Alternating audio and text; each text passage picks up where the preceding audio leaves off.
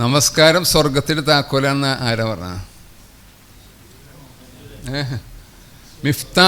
മിഫ്താഹുൽ ജന്ന എന്ന് നബി സല്ലല്ലാഹു അലൈഹി വസല്ലമയാണ് പറഞ്ഞത്. സഹിഹായ ഹദീസിൽ നബി പറഞ്ഞു മിഫ്താഹുൽ ജന്ന, അസ്സലാത്തു മിഫ്താഹുൽ ജന്ന, വൽ വുദൂഉ മിഫ്താഹു സ്വലാത്ത്, വൽ വുദൂഉ മിഫ്താഹു സ്വലാത്ത്. നമസ്കാരത്തിൻ്റെ താക്കോല് വുദൂആണ്. നമസ്കാരം സ്വർഗത്തിൻ്റെ താക്കോലാണ്. സ്വർഗത്തിൽ പ്രവേശിക്കാനുള്ള ഒരു കവാടമുണ്ട്. പിന്നെ നോമ്പുമായിട്ട് ബന്ധപ്പെട്ട് രണ്ടാമത്തെ ഒരു പഠനമാണ്. ഇൻഷാ അല്ലാഹ് അടുത്ത റമദാനിൽ തൗഫീഖ് ഉണ്ടെങ്കിൽ ആ പഠനത്തിലാണ്. അടുത്ത രണ്ടാമത്തെ പഠനം ആ മേഖലയിലാണ് പോകുമ്പോൾ. അപ്പോൾ ഇങ്ങനെ നമ്മൾ കാണുമ്പോൾ സാധാരണ കൺവെൻഷൻ രീതിയിലുള്ള ഒരു ടൈറ്റിലാണ് നമസ്കാരം സ്വർഗത്തിൻ്റെ താക്കോൽ. ഇതിന് ശരിക്ക് ട്രെയിനിങ് ഭാഷയിൽ പറയാം, ഇതിന് ടൈറ്റിൽ എന്നാണ് പറയാം, ശീർഷകം എന്നാണ് ഇതിന് പറയാം. അപ്പോൾ ഈ ശീർഷകത്തെ ഒരു വിഷയമാക്കി മാറ്റുകയാണെങ്കിൽ നമസ്കാരത്തിൻ്റെ നിർവഹണ ശാസ്ത്രമാണ് ശരിക്ക് ഇത് ചെയ്യുന്നത്. കർമ്മശാസ്ത്രമല്ല, അതിൻ്റെ നിർവഹണ ശാസ്ത്രം എന്നുള്ള ഒരു മേഖലയാണ് നമ്മൾ അതിൻ്റെ ചില സൂചനകളാണ് പറയാൻ പോകുന്നത്. ഇനി കുറച്ചും കൂടി വന്നാൽ ഇത് ട്രെയിനിങ് ലെവലിലേക്ക് പോകുമ്പോൾ ഇത് ട്രെയിനിങ് ലെവലല്ല, ഇതിൻ്റെ ഒരു ക്ലാസ് മാത്രമാണ്. ട്രെയിനിങ് ലെവലിലേക്കാണ് ഇത് പോകാനുള്ള ഒരു സാധനമാണ്, അതിൻ്റെ ഒരു കാര്യമാണ് ശരിക്കും അവതരിപ്പിക്കുന്നത്. അപ്പോൾ അതിൻ്റെ തീം എന്നുള്ള ഇതിലേക്ക് വരണം. തീം എന്ന് വരുമ്പോൾ ഇത് എൻ്റെ നമസ്കാര നിർവഹണം, ഞാൻ ആത്മപരിശോധന നടത്തുന്നു, എൻ്റെ ഞാൻ. അപ്പോൾ ഏതെങ്കിലും നിസ്കാരമല്ല, നബിയുടെ നിസ്കാരമല്ല, അല്ലെങ്കിൽ വേറൊരാളുടെ നിസ്കാരമല്ല, അടുത്തിരിക്കുന്ന ആളുടെ നിസ്കാരമല്ല, അപ്പുറത്ത് നിൽക്കുന്ന ആൾ എൻ്റെ കാലിലെ വിരലിന് അടുത്ത് മുട്ടിക്കുന്നുണ്ടോ എന്നുള്ളതല്ല. എൻ്റെ നിസ്കാരം, എൻ്റെ നമസ്കാരത്തിന് നിർവഹണം ഞാൻ ആത്മപരിശോധന നടത്തും എന്ന തീമാണ് ശരിക്ക് ഇതിൽ നമ്മൾ ചർച്ച ചെയ്യുന്നത്. ഒന്നാമത് നമ്മൾ മനസ്സിലാക്കേണ്ടത് ഇസ്ലാം എന്ന് പറഞ്ഞാൽ പരലോകത്തേക്കുള്ള ഒരു സംഭവമായിട്ട് നമ്മൾ മനസ്സിലാക്കുന്നു. അതോടൊപ്പം തന്നെ ഇഹലോകത്തും ക്ഷേമമുണ്ടാകുന്ന ഒന്നാണെന്നും കൂടി നമ്മൾ മനസ്സിലാക്കിയിരിക്കണം. വിശദീകരിക്കേണ്ട ആവശ്യമില്ല, നിങ്ങൾക്ക് അറിയാൻ പറ്റും. പലപ്പോഴും ആളുകൾ പരലോകത്തേക്ക് വേണ്ടി എന്ന് മാത്രമാണ് നമ്മൾ കാണുന്നത്. ഇസ്ലാം ദീനിനെയും ഖുർആനെയും നബിചര്യയും ഒക്കെ പരലോകത്ത് സ്വർഗം അല്ലെങ്കിൽ പരലോക മോക്ഷം എന്നാണ്. അതോടൊപ്പം തന്നെ ഇസ്ലാം നിശ്ചയിച്ചുള്ള കാര്യങ്ങളിലൊക്കെയും ഒരു ഇഹലോക ക്ഷേമത്തിലൂടെ ആ ക്ഷേമത്തെ നിഷേധിക്കുന്നില്ല എന്നൊരാശയം നമുക്ക് നമ്മുടെ മനസ്സിലുണ്ടാകണം. അപ്പോൾ ഈ പറയുന്ന നമസ്കാരത്തിന് ബാധകമാണ്. നമസ്കാരം എന്ന് പറയുന്ന ഇഹലോകത്തുള്ള ക്ഷേമം അത് നിഷേധിക്കുന്നില്ല എന്നതാണ്. ഖുർആനിലെ ഈ നമ്പറിങ്ങിൻ്റെ രീതി ഇങ്ങനെയാണ്. അതുകൊണ്ട് ആരും അന്തം വിടുകയൊന്നും വേണ്ട. 6 ഡിജിറ്റ് ഉണ്ടാവും. ആദ്യത്തെ 3 ഡിജിറ്റ് സൂറത്തിനെ സൂചിപ്പിക്കുന്നു, രണ്ടാമത്തെ 3 ഡിജിറ്റ് ആയത്തിനെ സൂചിപ്പിക്കുന്നു. അപ്പം സൂറത്ത് 114 ഒരു 0 ഉണ്ടാവും ആദ്യം. മറ്റേത് ആയത്തുകളും 256 വരെയൊക്കെ അല്ലേ മാക്സിമം 200 അത്രയൊക്കെ വരുള്ളൂ. അപ്പോൾ അതും 3 ഡിജിറ്റാണ്. അപ്പോൾ ഇനി ആവർത്തിക്കുന്നില്ല.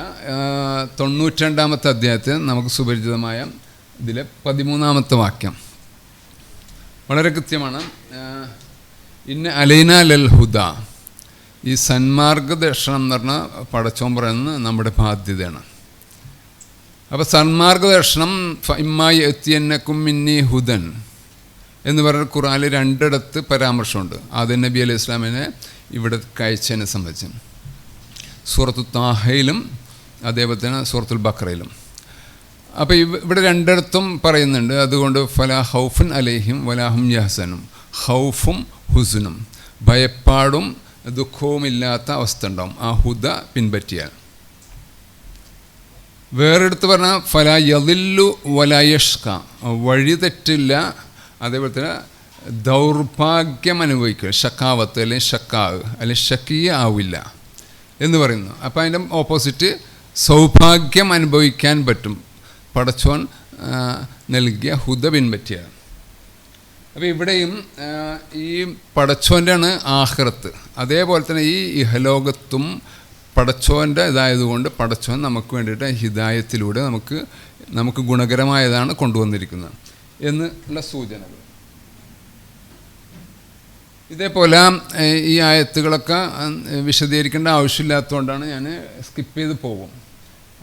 നമുക്കറിയാവുന്ന റബ്ബന ആത്തിന ഫിദ്ദുന്യ ഹസന വഫിൽ ആഖിറത്തി ഹസന, ഇഹലോകത്തും പരലോകത്തുള്ള ഹസനത്തിനെ നമ്മൾ ചോദിക്കുന്നു. അതേപോലെ ഈ ആയത്ത് നമ്പറൊക്കെ താല്പര്യമുള്ളവർക്ക് നോട്ട് ചെയ്ത് വെക്കാം.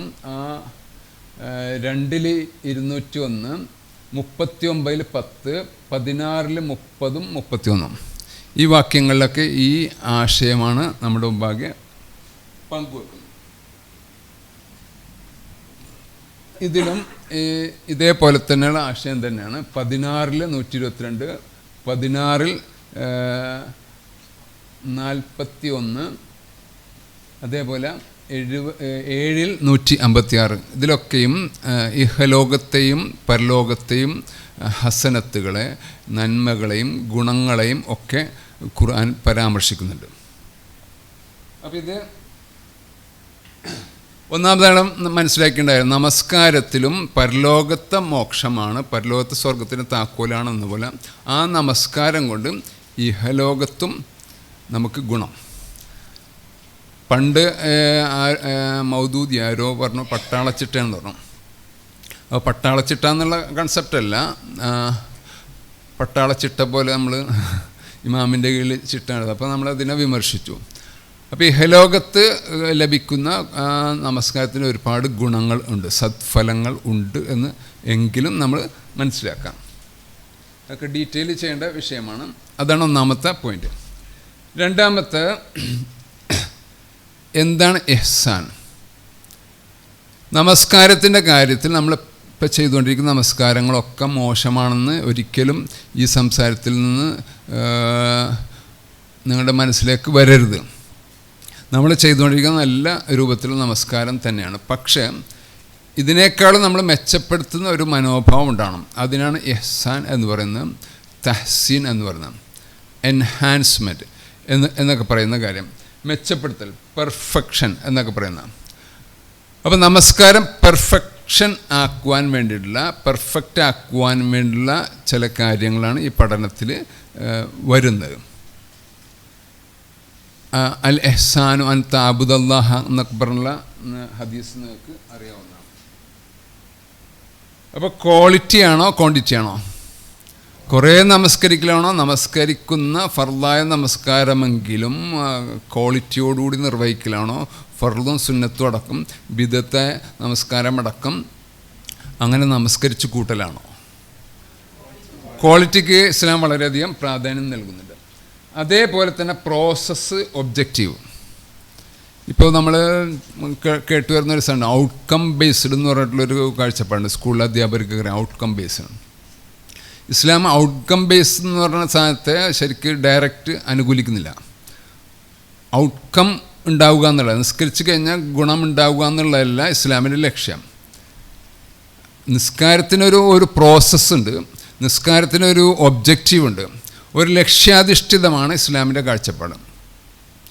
ആ ലക്ഷ്യത്തിനനുസരിച്ചുള്ള ഒരു പ്രോസസ്സും ഇസ്ലാമിൻ്റെ കാഴ്ചപ്പാടിലുണ്ട്. ഇത് മാറ്റി നിർത്തിയിട്ടുള്ള ഒരു ഔട്ട്കം ഉണ്ടാക്കലല്ല ഇത് എന്ന് നമ്മൾ മനസ്സിലാക്കാം. എളുപ്പത്തിൽ മനസ്സിലാൻ വേണ്ടി ഞാനൊരു കാര്യം പറയാം. വിവാഹം കഴിച്ചാലും കുട്ടിയുണ്ടാവും, വിവാഹം കഴിച്ചില്ലെങ്കിലും കുട്ടിയുണ്ടാവും. അപ്പോൾ ഔട്ട്കം ബേസ്ഡ് ആളുകൾ പറയുന്നത് എന്താ? കുട്ടി ഉണ്ടാക്കാനല്ല, എങ്ങനെ ഉണ്ടാക്കിയാൽ പോരെ? അങ്ങനെ ഉണ്ടാക്കാൻ പറ്റുമോ? ഈ ആത്മീയ രംഗത്ത് പ്രോസസ്സുകൾ കറക്റ്റല്ലാതെ, ലക്ഷ്യങ്ങൾ കറക്റ്റില്ലാതെ ചില റിസൾട്ടുകൾ ഉണ്ടാകുന്നുണ്ട്. അപ്പോൾ റിസൾട്ട് ബേസ്ഡ് അല്ല, ഔട്ട്കം ബേസ്ഡ് അല്ല ഇസ്ലാം. അപ്പോൾ ഇതിൽ നിന്ന് അങ്ങനത്തെ ഒരു കാഴ്ചപ്പാട് വരരുത് ഒരിക്കലും. റിസൾട്ട്, നിസ്കാരത്തിൽ റിസൾട്ട് ഉണ്ടാക്കലോ ഔട്ട്കം ഉണ്ടാക്കലോ അല്ല. നബി പറഞ്ഞതിൻ്റെ അടിസ്ഥാനത്തിൽ ആ പ്രോസസ്സ് കൃത്യമായിട്ട് പാലിച്ചുകൊണ്ട്, നമസ്കാരത്തിൻ്റെ ഒബ്ജക്റ്റീവുകൾ പാലിച്ചുകൊണ്ട് എങ്ങനെ മെച്ചപ്പെട്ട രൂപത്തിലാക്കാമെന്നുള്ളതാണ് രണ്ടാമത്തെ പോയിന്റ്. ക്ലിയർ ആണോ? വിവാഹം കഴിച്ച് സന്താന പ്രക്രിയ നടത്തിയിട്ട് സന്താനം ഉണ്ടാവുക എന്ന് പറഞ്ഞാൽ ആ പ്രോസസ്സ് കറക്റ്റായിരിക്കണം, അതിൻ്റെ ലക്ഷ്യവും കറക്റ്റായിരിക്കണം. അങ്ങനെയാണ് സന്താനം ഉണ്ടാവുന്നത്. സന്താനം ഉണ്ടാവുക എന്ന് പറഞ്ഞാൽ പ്രോഡക്റ്റ് അല്ലെങ്കിൽ ഔട്ട്കം അല്ലെങ്കിൽ റിസൾട്ട് അല്ല. അപ്പോൾ അതുണ്ടാക്കാൻ വേണ്ടി ഏത് വഴിക്കും നമുക്ക് എന്ത് ചെയ്യാം? അത് പറ്റില്ലല്ലോ. ഇപ്പം സക്കാത്ത് കൊടുക്കണം, നല്ല ലക്ഷ്യമുണ്ട്. പക്ഷേ സക്കാത്ത് കൊടുക്കാന്ന് പറഞ്ഞാൽ ഔട്ട്കം ഉണ്ടാക്കണം എന്ന് പറഞ്ഞിട്ട് ഒരു ബാങ്ക് കൊള്ളയടിക്കാൻ പറ്റുമോ? പറ്റില്ലല്ലോ. ആ പ്രോസസ്സ് കറക്റ്റായിട്ട് മാത്രമേ സക്കാത്തിലേക്ക് വരൂ. അപ്പോൾ നമസ്കാരത്തിൻ്റെ കാര്യത്തിലും ഇതും കൂട്ടത്തിൽ നമ്മൾ മനസ്സിലാക്കണം. ക്വാളിറ്റിയാണ് എങ്കിലും ഇസ്ലാം പറഞ്ഞ പ്രോസസ്സിലൂടെ ഇസ്ലാം പറഞ്ഞ നമസ്കാരത്തിൻ്റെ ഒബ്ജക്റ്റീവ് പാലിച്ചുകൊണ്ട് മാത്രമാണ് ഈ മെച്ചപ്പെടുത്തൽ നമ്മൾ ഉണ്ടാക്കേണ്ടത്.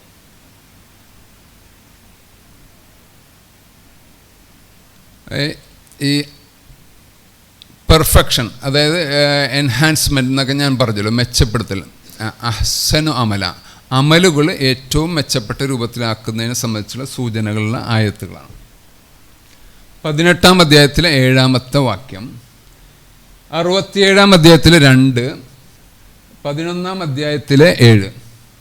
ഇതിൽ ഏറ്റവും സുപരിചിതമായ ആയത്തായിരിക്കും അല്ലദീ ഖലഖൽ മൗത വൽ ഹയാത്ത ലിയബ്ലുവക്കും അയ്യുക്കും അഹ്സനു.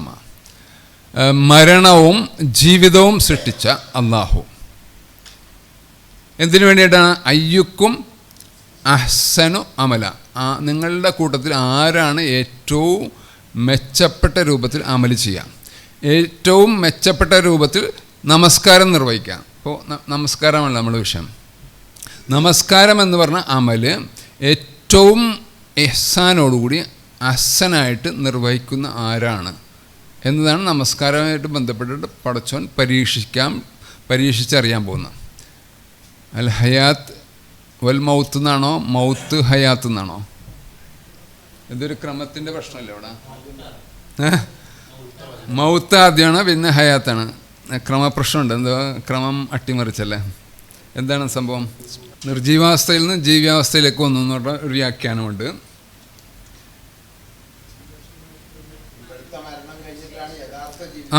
അതാണ് കൂടുതൽ നല്ലത്. ഈ മരണവും ആ ജീവിതവും, അതാണ് യഥാർത്ഥ ജീവിതം.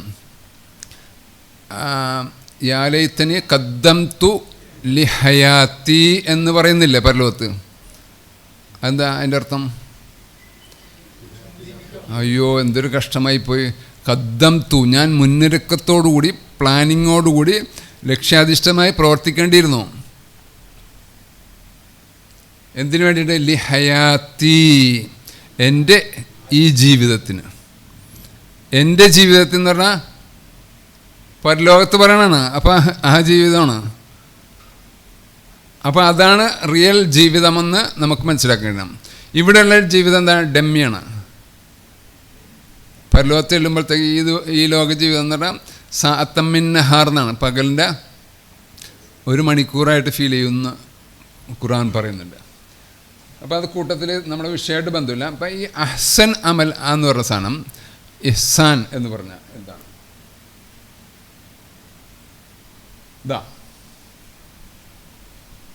ലാ നുദിഉ അജ്റമൻ അഹ്സന അമല, ഏറ്റവും പെർഫെക്റ്റായിട്ട് അമൽ ചെയ്യുന്ന ആളുകളുടെ അമൽ എന്ത് ചെയ്യില്ല, നാം പാഴാക്കി കളയുകയില്ല എന്ന് പറയുന്നുണ്ട്.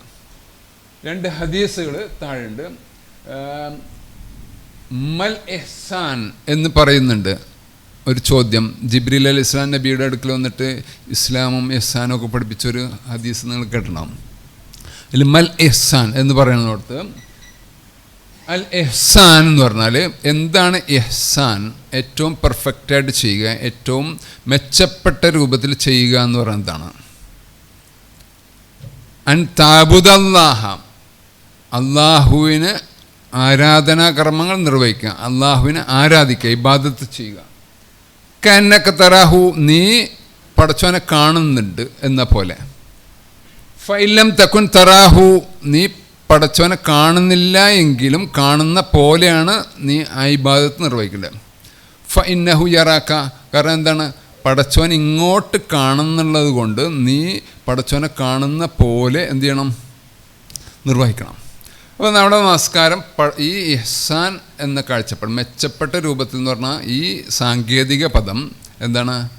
പടച്ചോൻ കാണുന്നുണ്ടെന്നുള്ള ബോധത്തോടുകൂടിയുള്ള മെച്ചപ്പെട്ട പ്രവർത്തനം ആണ് എന്ന് മനസ്സിലാക്കാൻ വേറൊരു ഹദീസിൻ്റെ ആവശ്യമില്ല. ഇപ്പുറം നോക്കൂ, കുറച്ചും കൂടി കൃത്യമായിട്ട് ഇഹ്സാനെ പറയുന്നുണ്ട്. ഇഹ്സാൻ്റെ ഒരു ഇത് പറയുന്നുണ്ട്, ഇന്നല്ലാഹ കതബൽ ഇഹ്സാന അലാ കുല്ലി ഷൈഇൻ. എല്ലാ കാര്യത്തിലും പടച്ചോൻ എന്ത് ചെയ്തു? ഇഹ്സാൻ എന്ന് പറഞ്ഞ സാധനം, ഈ പെർഫെക്ഷൻ അല്ലെങ്കിൽ എൻഹാൻസ്മെൻറ്റ്, മെച്ചപ്പെടുത്ത പ്രവർത്തനം ചെയ്യുക എന്ന് പറഞ്ഞാൽ വെച്ചിട്ടുണ്ട്. എല്ലാത്തിലും നിയമവിധേയമാക്കിയിരിക്കുന്നു. കത്തബ എന്ന് പറഞ്ഞാൽ അതിൻ്റെ ആശയം അതാണ്. എല്ലാ കാര്യത്തിലും അത് ഉണ്ടാകുന്നത് നല്ലതാണ്. ഇതാ ദബഹ്തും ഫഅഹ്സിനു ദിബ്ഹ, ഇതാ ഖതൽതും ഫഅഹ്സിനുൽ ഖിത്ല. കൊല്ലൽ അനുവദിക്കപ്പെട്ട ഏതെങ്കിലും ജീവിയെ നമുക്ക് കൊല്ലേണ്ടി വന്നാൽ അതിനെ കൊല്ലുമ്പോൾ ഈ ഏറ്റവും പെർഫെക്റ്റായിട്ട് രൂപത്തിലാണ് കൊല്ലേണ്ടത്. ഇനി അറവ് നടത്തേണ്ടത് വൈദാ ദബഹ്തും ഫഅഹ്സിനു ദബ്ഹ്, ഏറ്റവും നല്ല രൂപത്തിലാണ് അറവ് നടത്തേണ്ടത്. അറവ് നടത്തി ജീവൻ പോകാൻ പോകണമെന്ന് വെച്ചിട്ട് എങ്ങനെയെങ്കിലും അറവ് നടത്തിയാൽ പോരാ. കൊല്ലുന്നതല്ല ഇനി അതിനെന്തിനാണ് ഈ ഇഹ്സാൻ എന്ന് ചോദിക്കേണ്ട. എന്നിട്ട് അതിൻ്റെ രൂപം പറയേണ്ടത് വൽ യുഹിദ്ദ അഹദുക്കും ഷഫ്രത്തഹു, നിങ്ങളിൽ ഒരുത്തൻ തൻ്റെ അറവ് വാൾ അല്ലെ ബ്ലേഡ്, കത്തി എന്ത് ചെയ്യുക? മൂർച്ച കൂട്ടട്ടെ. ഇഹ്സാൻ കണ്ടോ? ഏറ്റവും പെർഫെക്റ്റായിട്ട് ഇറക്കാൻ വേണ്ടിയിട്ട് മൂർച്ച കൂട്ടാം, ആയുധം മൂർച്ച കൂട്ടാൻ. വൽ യുരിഹ് ദബിഹത്തഹു, എന്ത് ചെയ്യുക? അറവ് മൃഗത്തിന് ആശ്വസിച്ച് കിടക്കാൻ അനുവദിക്കുക. ഇതാണ് ഹദീസിൻ്റെ ആശയം. അപ്പോൾ ഈ മൂർച്ച കൂട്ടാൻ എന്തിന്? വാളിന് അല്ലെങ്കിൽ കത്തിക്ക്. ഇതാണ് ഈ ട്രെയിനിങ് ടെർമിനോളജിയിൽ ഒരു പ്രയോഗമുണ്ട്, ഷാർപ്പൺ യുവർ സോഡ്. ഇസ്ലാമിക് ട്രെയിനിങ് അല്ല, അല്ലാത്ത കോമൺ ട്രെയിനിങ്ങിലൊക്കെ അവർ പറയും ഷാർപ്പൺ യുവർ സോഡ്, നിങ്ങളുടെ കത്തി അല്ലെങ്കിൽ വാളിന് മൂർച്ച കൂട്ടുക, ട്രെയിനിങ് ചെയ്യുക എന്നുള്ളതിന് ഉള്ളൊരു പ്രയോഗമാണ്. അതൊരു പക്ഷേ ഈ ആശയമായിരിക്കും, ഫൽ യുഹിദ്ദ ശുഫ്രത്തഹും. അപ്പോൾ ഈ ഷാർപ്പനിങ് നടക്കണം. അപ്പോൾ ഈ ക്ലാസ് കൊണ്ട് കാര്യമില്ല, അത് ട്രെയിനിങ് പ്രോസസ്സിൽ മൂർച്ച കൂട്ടണം. നമസ്കാരം എങ്ങനെ മെച്ചപ്പെടുത്താൻ വേണ്ടിയുള്ള മൂർച്ച കൂട്ടൽ നടക്കണം. അതാണ് ക്ലാസ്സുകൾക്കപ്പുറം നമസ്കാരം സ്വർഗത്തിൻ്റെ കവാടം എന്നൊക്കെ കേട്ട് പോകുന്നതിനപ്പുറം കുറച്ചും കൂടി അതിൻ്റെ നിർവഹണം എങ്ങനെ ആവണം. അപ്പോൾ അത് ആത്മപരിശോധന നടത്തുമ്പോൾ സ്വന്തത്തിലേക്ക് ഇറങ്ങുന്നു. അതിൽ പങ്കെടുക്കുന്ന എല്ലാ ആളുകളും അവരുടെ ആത്മപരിശോധന നടത്തുന്നു. അങ്ങനെ പിരിയുമ്പോൾ അപ്പോൾ ഈ ഷാർപ്പനിങ് ദ സോഡ് നടക്കും. ഇതതിൻ്റെ പ്രക്രിയ. ഓക്കെ, ഷഫ്രത്ത് എന്ന് പറഞ്ഞാൽ ബ്ലേഡ് എന്നാണ്, റേസർ എന്ന് പറയില്ലേ നമ്മൾ, ഇത് ഷേവിങ് ബ്ലേഡിനൊക്കെ അറബി പറയണ പേരാണ്. യുഹിദ്ദ എന്ന് പറഞ്ഞാൽ മൂർച്ച കൂട്ടാം എന്നുള്ള അർത്ഥം. ഓക്കെ, അപ്പോൾ ഇത്രയാണ് ആമുഖമായിട്ട് പറയാനുള്ളത്. ഇനി നമ്മുടെ വിഷയത്തിലേക്ക് വരാം. അപ്പോൾ ഈ കാഴ്ചപ്പാടിലാണ് നമസ്കാരം എന്ന് പറഞ്ഞ വിഷയം നമ്മൾ പഠനവിധേയമാക്കി. അപ്പോൾ എൻ്റെ ഒരു ഹൈപ്പോത്തിസിസ്, റിസർച്ചിൽ ഒരു ഹൈപ്പോത്തിസിസ് വെക്കുമല്ലോ. അപ്പോൾ ഹൈപ്പോത്തിസിസ് ഇതാണ്, കുറേ നാളായിട്ട് എൻ്റെ മനസ്സിലാണ് നമസ്കാരം നിർവഹിക്കുന്നവരും നമസ്കാരം നിർവഹിക്കാത്തവരും തമ്മിൽ വലിയ വ്യത്യാസമൊന്നും പലപ്പോഴും കാണുന്നില്ല. നമസ്കാരം നിർവഹിക്കുന്നതുകൊണ്ട് അതിൻ്റെ പ്രത്യേകതകൾ കുറച്ച് പേരിലൊക്കെ കാണുന്നുണ്ട്, ഒരു ജനറലൈസ് ചെയ്യല്ല. എന്നാലും ഈ നമസ്കാരത്തിൻ്റെ എഫക്റ്റ് പള്ളിക്കുള്ളിലുണ്ട്, പക്ഷെ പള്ളിയുടെ പുറത്ത് ഉണ്ടാവുന്നില്ല. നിങ്ങളെ നാട്ടിലെങ്ങനെയാണെന്ന് എനിക്കറിയില്ല. അതാണ് എനിക്കത് ഒരിക്കൽ ഞാൻ ഒരു സുബൈക്ക് പള്ളിയിൽ ഹെൽമെറ്റൊക്കെ വെച്ച് പോയി. ഒരു ഉള്ള ഏരിയയിലുള്ള ഒരു റോട്ടിലൂടെ പോകുന്നൊരു പള്ളിയാണ്. അവിടെ ചിലപ്പോൾ ഒരു മൗലവി എന്നെ പരിഹസിക്കുന്നു, ഈ സുബഹിക്ക് ഹെൽമെറ്റൊക്കെ വെച്ചിട്ട് വരുന്നൊരു വലിയൊരു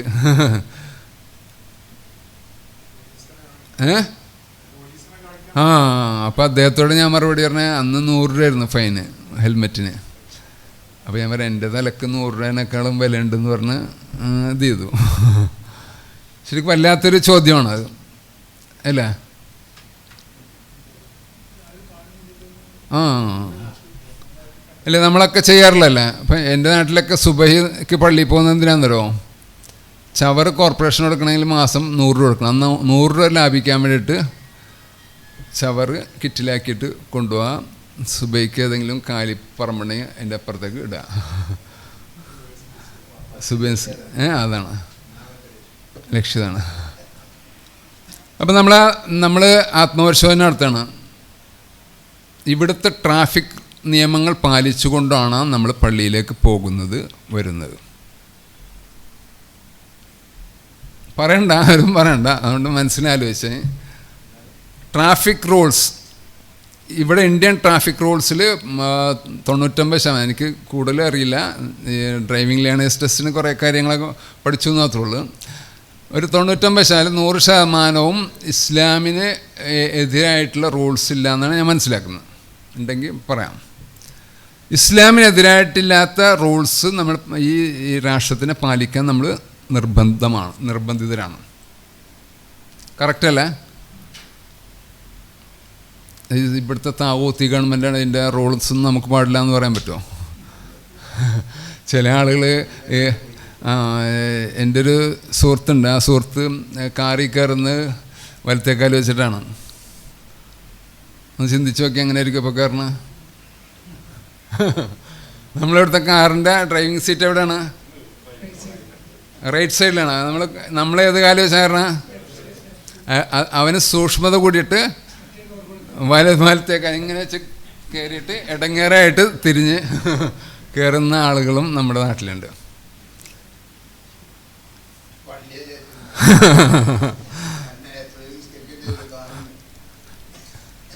ഇനി വലത്തെ ഭാഗത്തുകൂടി ഓടിക്കാതിരുന്നാൽ മതി വാഹനം.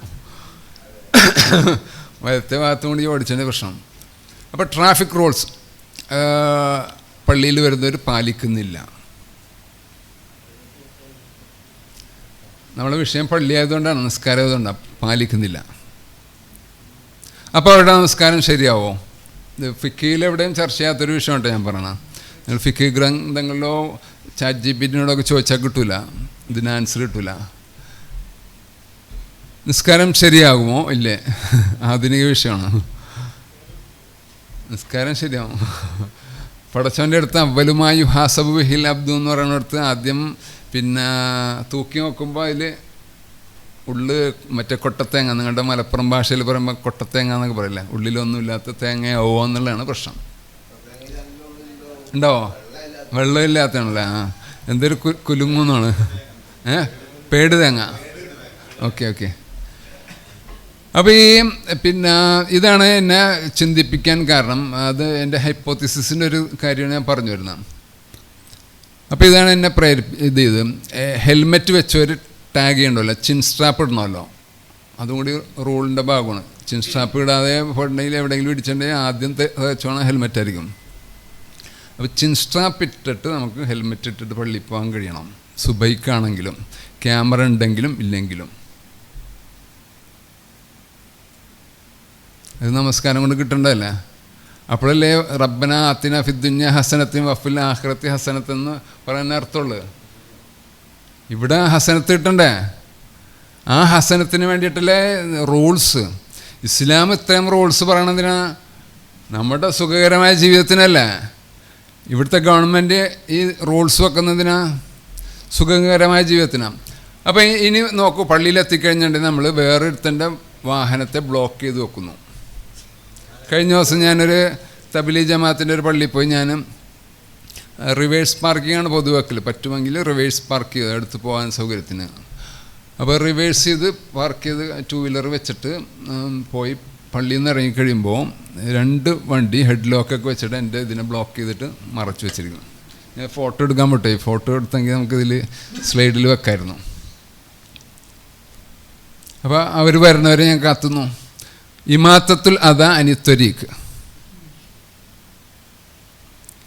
ഇമാത്തത്തുൽ അദാ അനിത്വരീക്ക് എന്നൊരു സാധനം നമ്മളെവിടെ പഠിച്ചു വെച്ചിട്ടുണ്ട്.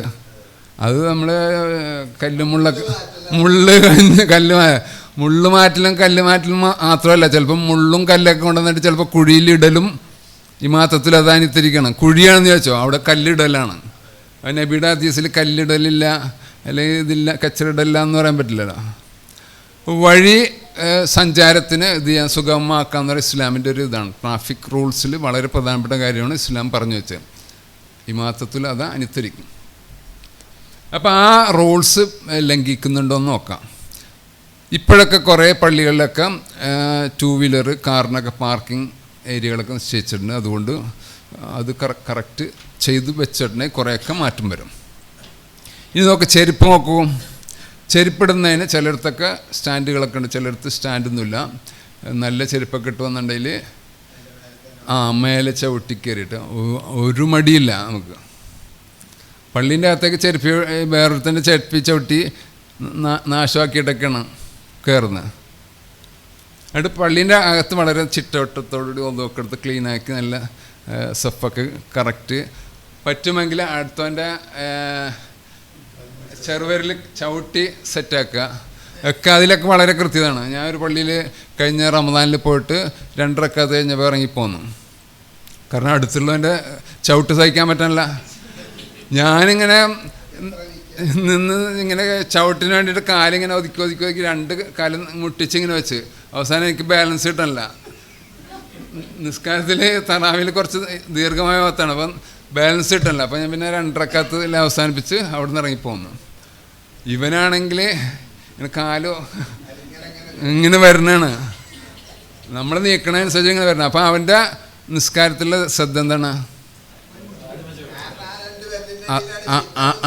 അതാണ്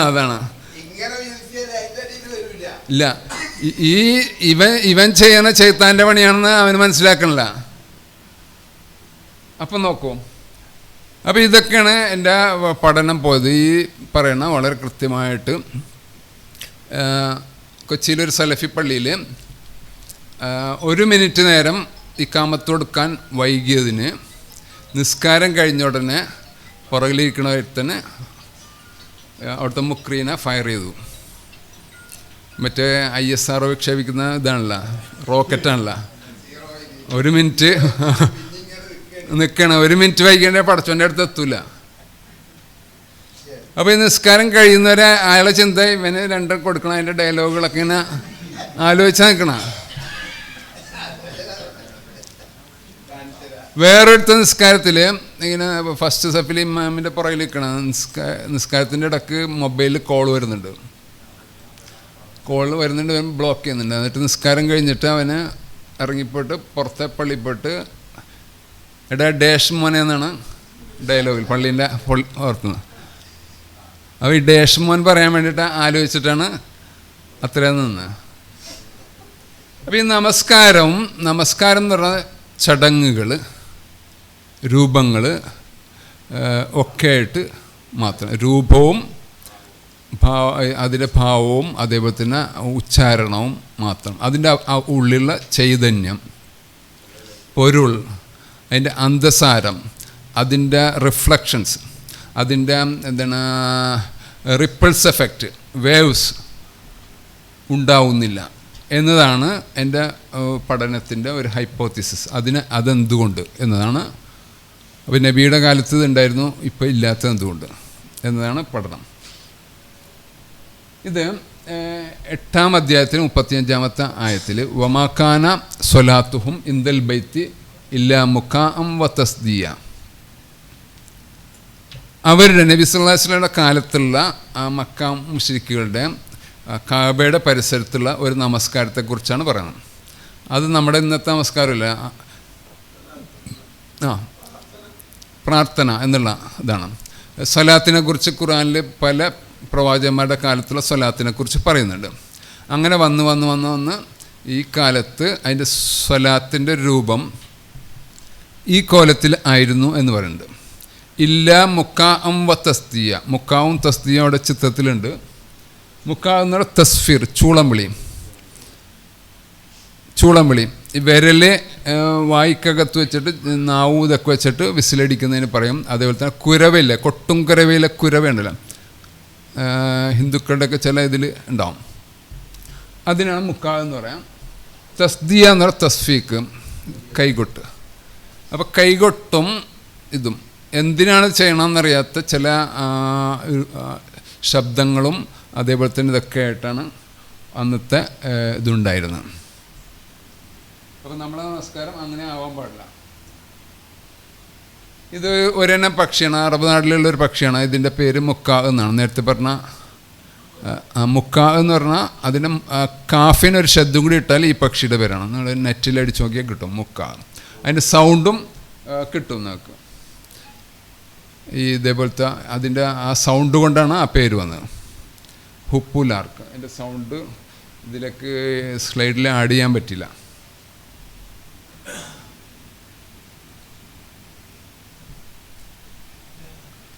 ഓക്കെ, അങ്ങനെ ഞാൻ ഒരു തരം വിസ്ലിംഗാണ്, വിസ്ലിംഗ് സൗണ്ടാണ്, വിസ്ലിംഗ് സൗണ്ട്. ആ സൗണ്ട് കൊണ്ട് ആ പേര് വന്നു, മുക്ക എന്നാണ്. ഇത് ഇതിൽ നിന്ന് എത്തിച്ചേർന്ന ഒരു ഫൈൻഡിങ്സാണ്. എൻ്റെ നമസ്കാര നിർവഹണം കാര്യക്ഷമമാണ് എന്ന് ഞാൻ ഉറപ്പാക്കിയാൽ എൻ്റെ ജീവിതം കാര്യക്ഷമമാക്കുന്ന കാര്യം എൻ്റെ നമസ്കാരം ഉറപ്പാക്കിക്കൊള്ളും. കുറേ ആലോചിച്ചിങ്ങനെ പല പ്രാവശ്യം മാറ്റി മാറ്റി ഉണ്ടാക്കിയൊരു സ്റ്റേറ്റ്മെൻറ്റാണ്. വായിച്ചു നോക്കിയോ, 2-3 പ്രാവശ്യം വായിച്ചു നോക്കി. എന്തെങ്കിലും ഭേദഗതികളുണ്ടെങ്കിൽ പറഞ്ഞാൽ ഞാൻ അടുത്ത ഇതിൽ അവതരിപ്പിക്കുമ്പോൾ ഒന്നും കൂടി റീഫൈൻ ചെയ്യും, മെച്ചപ്പെടുത്തും. അങ്ങനെ മെച്ചപ്പെടുത്തണമല്ലോ, 2 പ്രാവശ്യം മെച്ചപ്പെടുത്തിയാണ്. ഭേദഗതി വേണ്ടാത്ത അത്രയും അന്യൂനമാണോ? ഓക്കെ, അതിൽ നോക്ക്, തിമാറ്റിക് അപ്രോച്ചാണ്. ഞാൻ എൻ്റെ ഒരു പുസ്തകം നിങ്ങൾക്കറിയാമല്ലോ, അസൂയയുടെ മതശാസ്ത്രം എന്ന് പറഞ്ഞ പുസ്തകം തിമാറ്റിക് അപ്രോച്ചിൽ അവതരിപ്പിച്ചാണ്. എനിക്ക് തോന്നുന്നു ആ വിഷയം ഇവിടെ അവതരിപ്പിച്ചിട്ടുണ്ടെന്നാണല്ലോ, അസൂയ അല്ലേ, ഇവിടെ അവതരിപ്പിച്ച വിഷയമാണ്. അത് പുസ്തകമായിട്ട് ഇറങ്ങിയല്ലോ. അപ്പോൾ തിമാറ്റിക് അപ്രോച്ച് എന്ന് പറഞ്ഞാൽ ഒരു ആശയതലത്തിൽ നിന്ന് ഒരു ആശയത്തെ പിടിച്ച് എന്നിലേക്ക്, നമ്മളിലേക്കല്ല എന്നിലേക്ക്. ഇപ്പോൾ ഈ ക്ലാസ് കഴിഞ്ഞ് പോകുമ്പോൾ നന്ദി പറയാൻ ഒരാൾ വിളിച്ചു. അപ്പോൾ അദ്ദേഹം വന്നിട്ട് മുസ്തഫ സാറിൻ്റെ ക്ലാസ്സിൽ ഒരുപാട് പോയിൻ്റുകൾ കിട്ടി, എല്ലാവർക്കും ഉപകാരപ്പെടും എന്ന് പറഞ്ഞാൽ ഞാൻ മനസ്സിലാക്കുക ഈ നന്ദി പറയണതിന് ഉപകാരപ്പെട്ടില്ല എന്നാണ്. കാരണം ഹോൾസെയിലാണ്. എല്ലാവരുടെ ഉത്തരവാദിത്വം ഇയാളെ ഏറ്റെടുക്കുന്നത് എന്താ, പടച്ചോനാ. എല്ലാവർക്കും ഉപകാരപ്പെട്ടെന്ന് ഈ നന്ദി പറയുന്ന ആൾ പറയണതിനാ.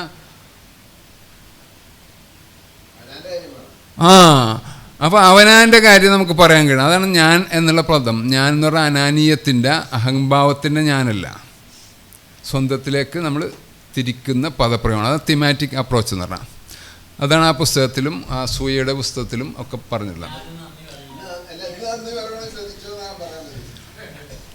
ഇവിടെ വന്ന് പറയുമ്പോൾ ഇന്ന പോയിൻ്റ്, ആ മുക്ക എന്ന് പറഞ്ഞാൽ അതും മുക്ക എന്ന് പറഞ്ഞ പക്ഷി എനിക്ക് ഇതുള്ളതാണ്. അത് ഒന്ന് സെർച്ച് ചെയ്ത് നോക്കണം, എന്തെങ്കിലും ഇതുണ്ടോ, ഈ പറഞ്ഞുമായിട്ട് ബന്ധപ്പെട്ട എന്തെങ്കിലും ഇതുണ്ടോ എന്ന് പറഞ്ഞാൽ ഓക്കെ, അതെങ്കിലും അവന് ക്യാച്ച് ചെയ്തെന്ന് പിടുത്തം കിട്ടും. അങ്ങനെ സ്പെസിഫിക് ആയിട്ട് നമുക്ക് പറയാൻ കഴിയണം.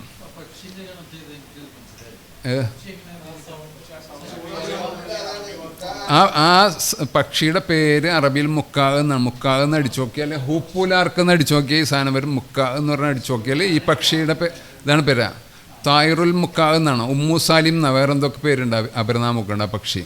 ഞാൻ പക്ഷിയായിട്ട് ബന്ധപ്പെട്ട ഒരു പഠനം നടത്തുന്ന ആളായതുകൊണ്ടാണ് അത് വന്നത്, അറിയാലോ. ഇവിടെ ഒരു വിഷയം അവതരിപ്പിച്ചില്ലേ പക്ഷിയായിട്ട് ബന്ധപ്പെട്ട്, അതുകൊണ്ടാണ് ആ വിഷയം വന്നത്, വേറെ ഒന്നുമില്ല. ഹുദ് എന്നൊക്കെ പറഞ്ഞ പക്ഷിയില്ലേ, അതിനോട് സമാനതയുള്ള ഒരു പക്ഷിയാണത്. അവരുടെ മക്കാ മുശ്രിക്കുകളുടെ നിസ്കാരം ഒച്ചമ്പിളിയായിരുന്നു. ഈ പക്ഷിയുടെ ഒച്ചമ്പിളിയൊക്കെ നിങ്ങളതിൽ യൂട്യൂബിലെടുത്ത് നോക്കിയാൽ കിട്ടും. ഓക്കെ, ഞാൻ ഒരു ഉദാഹരണം പറഞ്ഞാണ്, അതിനെക്കുറിച്ച് പറഞ്ഞല്ല. അപ്പം ഇങ്ങനെ സ്പെസിഫിക് ആയിട്ട് നമുക്ക് പറയാൻ കഴിയണം. അതാണ് എൻ്റെ നമസ്കാര നിർവഹണം. എൻ്റെ നമസ്കാര കർമാനുഷ്ഠാനം എന്നല്ല, നമസ്കാര നിർവഹണം. നിർവഹണം എന്ന് പറഞ്ഞൊരു വാക്ക് ശരിക്കും മാനേജ്മെൻറ്റ് എന്നുള്ളതിനാണ് ഞാൻ ഉദ്ദേശിക്കുന്നത്. മാനേജ്മെൻറ്റ്, ഇദാറത്ത്, നമസ്കാരം കൺട്രോൾ ചെയ്തത് നിർവഹിക്കുക എന്നുള്ളൊരു ആശയത്തിനാണ് കൊടുത്തതാണ്. വേറൊരു പദം നല്ല സ്യൂട്ടായത് തന്നാലും ഞാനത് മാറ്റും. അപ്പോൾ നമസ്കാരം അനുഷ്ഠാനമല്ല, കർമ്മമല്ല, നമസ്കാരം നിർവഹണം എന്ന് പറഞ്ഞാൽ ഒരു നിർവഹണ ശാസ്ത്രമാണ്. എക്സിക്യൂഷൻ എന്നൊക്കെ പറയുന്ന ഒരു ഇതാണ്. കാര്യക്ഷമമാണ് എന്ന് ഞാൻ ഉറപ്പാക്കിയാൽ, എൻ്റെ നിസ്കാരം കാര്യക്ഷമമാണെന്ന് ഉറപ്പാക്കണം അടുത്ത് ഇരിക്കുന്നവനാണ്. കാല് വെച്ച് ചവിട്ടിയിട്ടാണ് ഉറപ്പാക്കണം. ഞാൻ ഉറപ്പാക്കിയാൽ എൻ്റെ ജീവിതം, അണ്ടർലൈൻ, ഈ നമസ്കാരം കൊണ്ട് എൻ്റെ ജീവിതം ആര് കാര്യക്ഷമമാക്കും? ആ നമസ്കാരം നോക്കിക്കോളും. നിസ്കാരം റെഡിയാക്കണം മാത്രം നിങ്ങൾ ചെയ്താൽ ആ നിസ്കാരത്തിൻ്റെ പവറാണ്. അത്രയും പവർഫുള്ളായ ഒരു സ്ട്രക്ചറാണ് നമസ്കാരം. അത്രയും പവർഫുള്ളായ ഒരു ടൂളാണെന്ത് നമസ്കാരം. നമ്മൾ മനസ്സിലാക്കിയിട്ടില്ല. അത്രയും പവർഫുള്ളാണ്. അപ്പോൾ അത് ഉറപ്പാക്കിക്കണം. അപ്പോൾ ഈ ടൂള് നമ്മൾ ഉപയോഗിക്കുന്നതിനാണ് ഈ ഓടക്കുഴൽ കൊണ്ട് തീയൂതുക എന്നുള്ള ഒരു പ്രയോഗം കേട്ടിട്ടുണ്ടോ? ഓടക്കുഴൽ എന്ന് പറയുന്ന സാധനം എന്തിനാ? സുന്ദരമായ നാദം ഉതിർത്തുവാൻ വേണ്ടിയിട്ടുള്ളൊരു സാധനമാണ് അത്. അതിൻ്റെ രൂപത്തിൽ കൈയൊക്കെ പിടിച്ച് ഹോളൊക്കെ അടച്ച് ഒരു സൈഡിൽ കൂടി ഊതി, അല്ലെങ്കിൽ ഇങ്ങനെയൊക്കെ ഊതിയിട്ടുണ്ടെങ്കിൽ നല്ല രാഗം കിട്ടും. അങ്ങനത്തെ ഒരു സാധനം തന്നിട്ട് ഇത് ഊതാനറിയാത്ത നിങ്ങളുടെ അടുത്ത് തന്നു. എനിക്കും അറിയില്ല കേട്ടാ. ഇപ്പോൾ കഴിഞ്ഞ ദിവസം 500 രൂപ ഉണ്ടെങ്കിൽ ഓൺലൈനിലൂടെ ഫ്ലൂട്ട് ഊതണ പഠിപ്പിക്കുന്നതായിട്ടൊരു മെസ്സേജ് വന്നായിരുന്നു. ഈ സാധനം ഇതിന് അറബിയിൽ എന്താ പറയുക? നായിന്നാണോ? അതേപോലെ മിസ്മാർന്നാണ്, മിസ്ഹർന്ന്. ഓക്കെ. ഈ പിന്നെ ഇത് ഉപയോഗിച്ചിട്ട് നിങ്ങൾ തീ ഊതി നോക്ക്.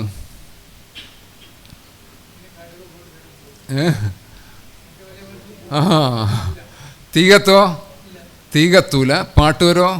പാട്ടും വരില്ല. അപ്പോൾ അടിപൊളി ഒരു ടൂള് നമ്മളടുത്തുണ്ട്, നമസ്കാരമുണ്ട്. അത് വെച്ചിട്ട് നമ്മളിങ്ങനെ തീ ഊതി കളിക്കണം. അത് സുന്ദരമായിട്ട് അതിൻ്റെ താളത്തിൽ ഇതൊക്കെ ഉപയോഗിച്ചിട്ടുണ്ടെങ്കിൽ നമുക്ക് അതിൻ്റെ ഗുണം നമുക്ക് ലഭിക്കും എന്നുള്ള. ഓക്കെ.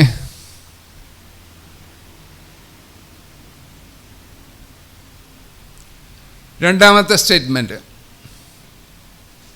ഇഹലോകത്ത് എൻ്റെ നമസ്കാരത്തിൽ ഞാൻ ചൊവ്വേ നേരെ നിന്നാൽ,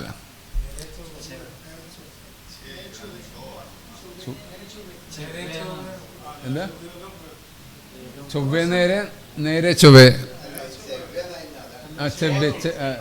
ഓക്കെ ആണ്. അത് ഈ മംഗ്ലീഷാണ്. ഇത് മലയാളം ടൈപ്പ് ചെയ്യാൻ പറ്റില്ല. അപ്പോൾ നെറ്റിൽ പോയിട്ട് മംഗ്ലീഷിൽ അടിച്ചിട്ട് അവിടെ നിന്ന് പേസ്റ്റ് ചെയ്യണം. പിന്നെ തിരക്ക് പിടിച്ചപ്പോൾ പോയാൽ അല്ല, ഞങ്ങൾ അവിടെ വടക്ക് നേരെ തിരിച്ചാണ് ഉപയോഗിക്കുന്നത്. അതുകൊണ്ടാണ് ചൊവ്വേ നേരെ.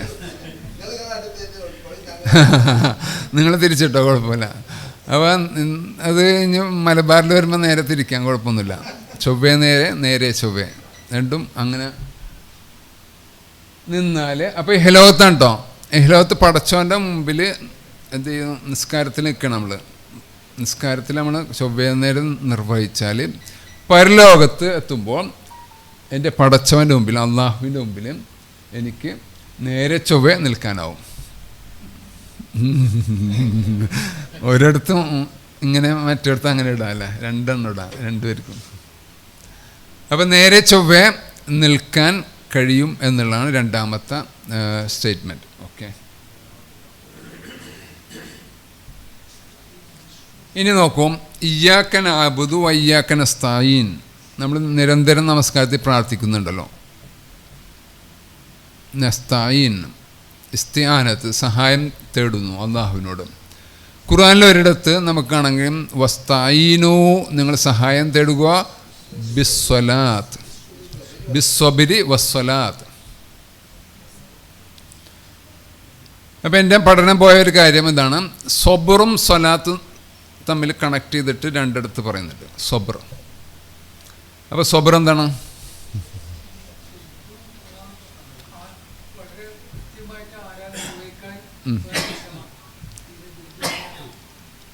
ഓക്കെ, ക്ഷമ.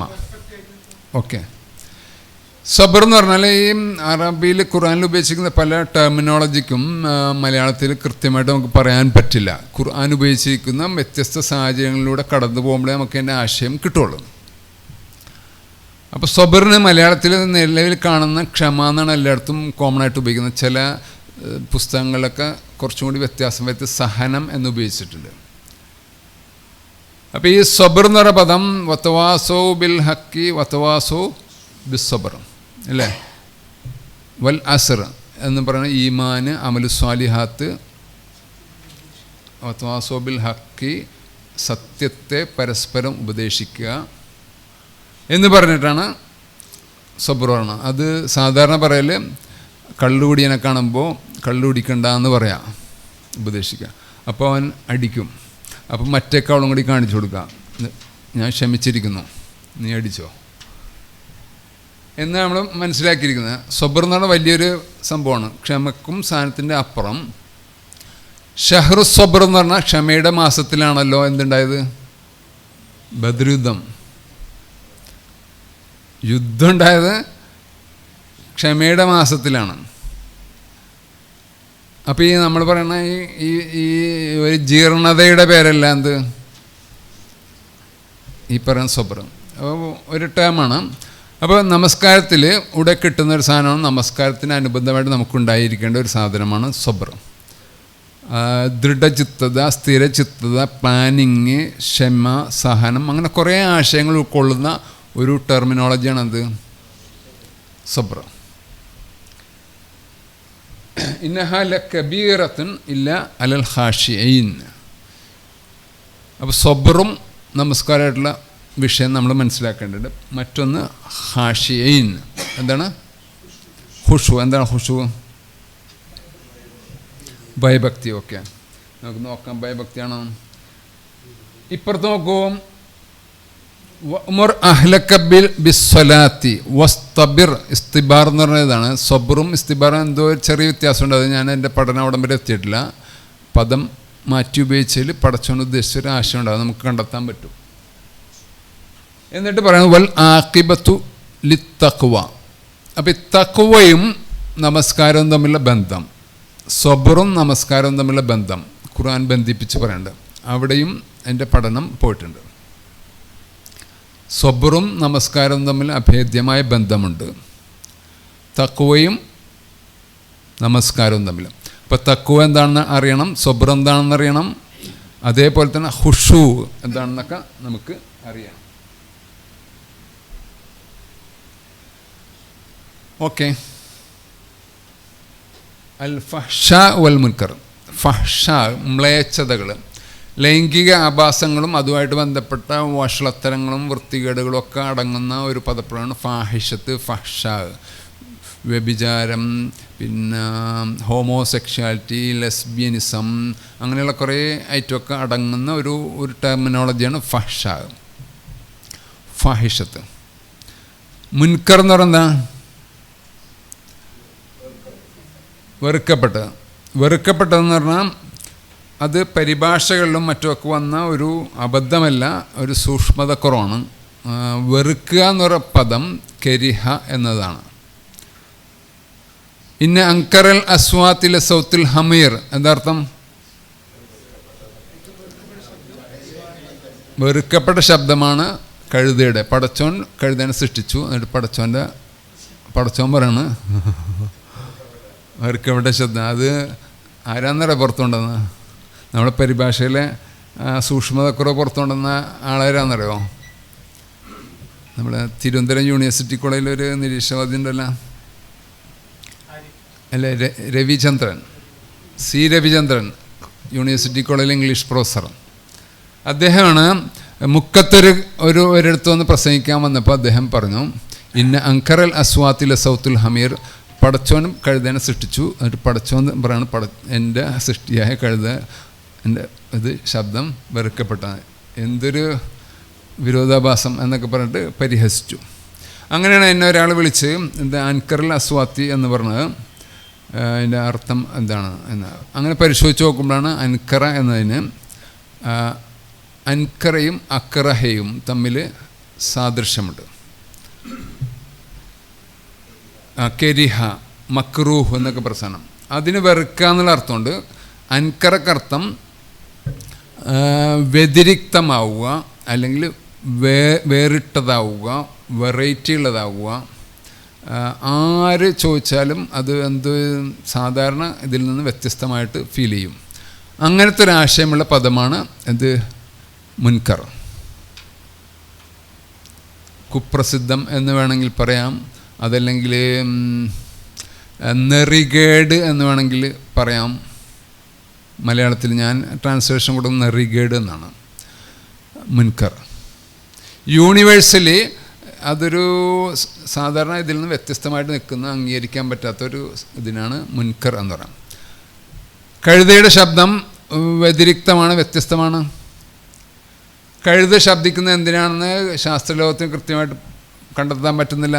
മറ്റ് പല ജീവികളുടെയും ശബ്ദം ഇങ്ങനെ ശബ്ദിച്ചാൽ കരയാണ്, ഇങ്ങനെ ശബ്ദിച്ചാൽ സന്തോഷം പ്രകടിപ്പിക്കാൻ, ഇങ്ങനെ ശബ്ദിച്ചാൽ അത് പിന്നെ ഇണയെ ക്ഷണിക്കുകയാണ് എന്നൊക്കെയുള്ള പഠനങ്ങളൊക്കെ നടക്കുന്നുണ്ട്. കഴുതയുടെ ശബ്ദം പഠിക്കാൻ പറ്റില്ല. ഒരു സമയത്ത് കരയണ സമയത്ത് കഴുത ഉണ്ടാക്കുന്ന ശബ്ദം, വേറെ സമയത്ത് സന്തോഷ സന്ദർഭത്തിൽ കഴുത അങ്ങനെ പഠിക്കും. അപ്പോൾ അങ്ങനത്തെ ഒരു വെറൈറ്റി ശബ്ദമുള്ള സാധനമാണ് എന്നാണ് ശരിക്കും പടച്ചോൻ ഉദ്ദേശിച്ചത്. ഇന്ന അങ്കറൽ അസ്വാത്തിൽ സൗത്തുൽ ഹമീർ, ഒരു വ്യതിരിക്തമായ ശബ്ദമാണ് കഴുതയുടെ ശബ്ദം. അതാണ് അതിൻ്റെ ഒരു താല്പര്യം. അപ്പോൾ ഈ മുൻകർ എന്നതിൻ്റെ ഓപ്പോസിറ്റ് എന്താണ്?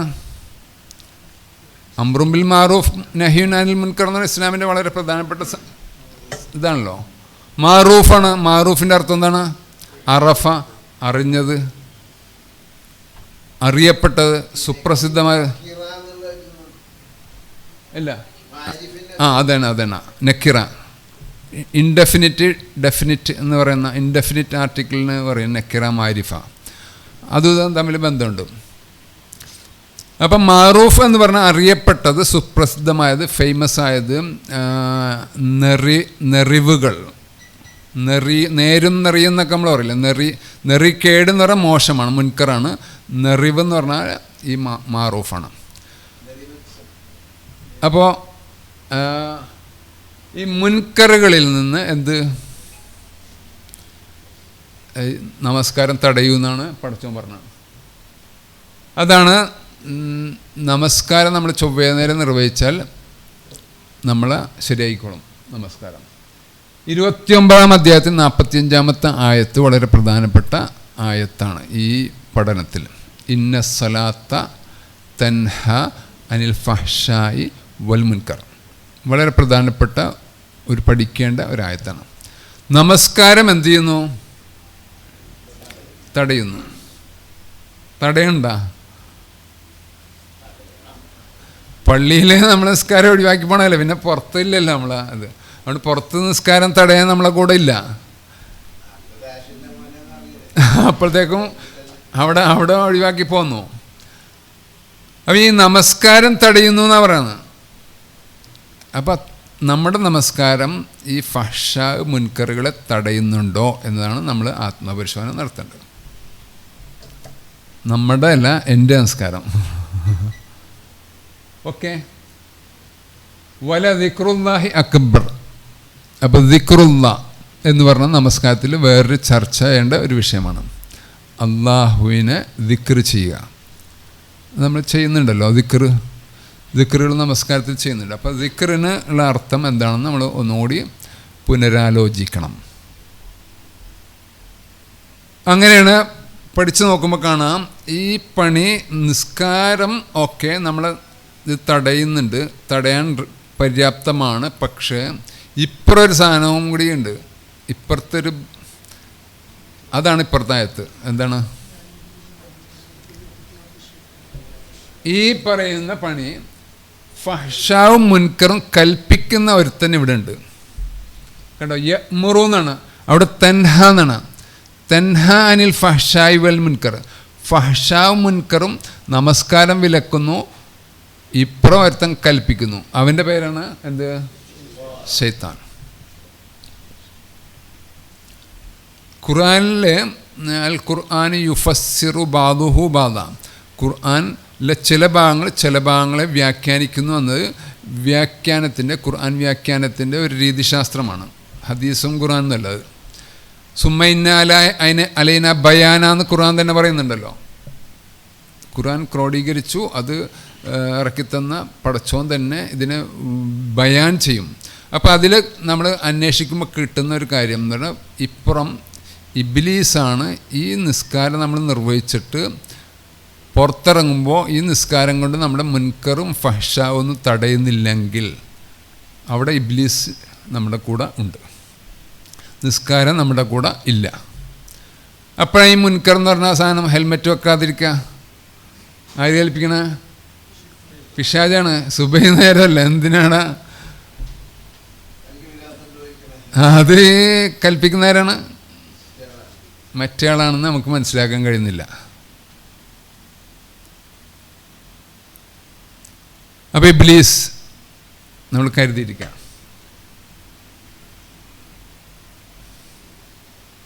നോക്കൂ,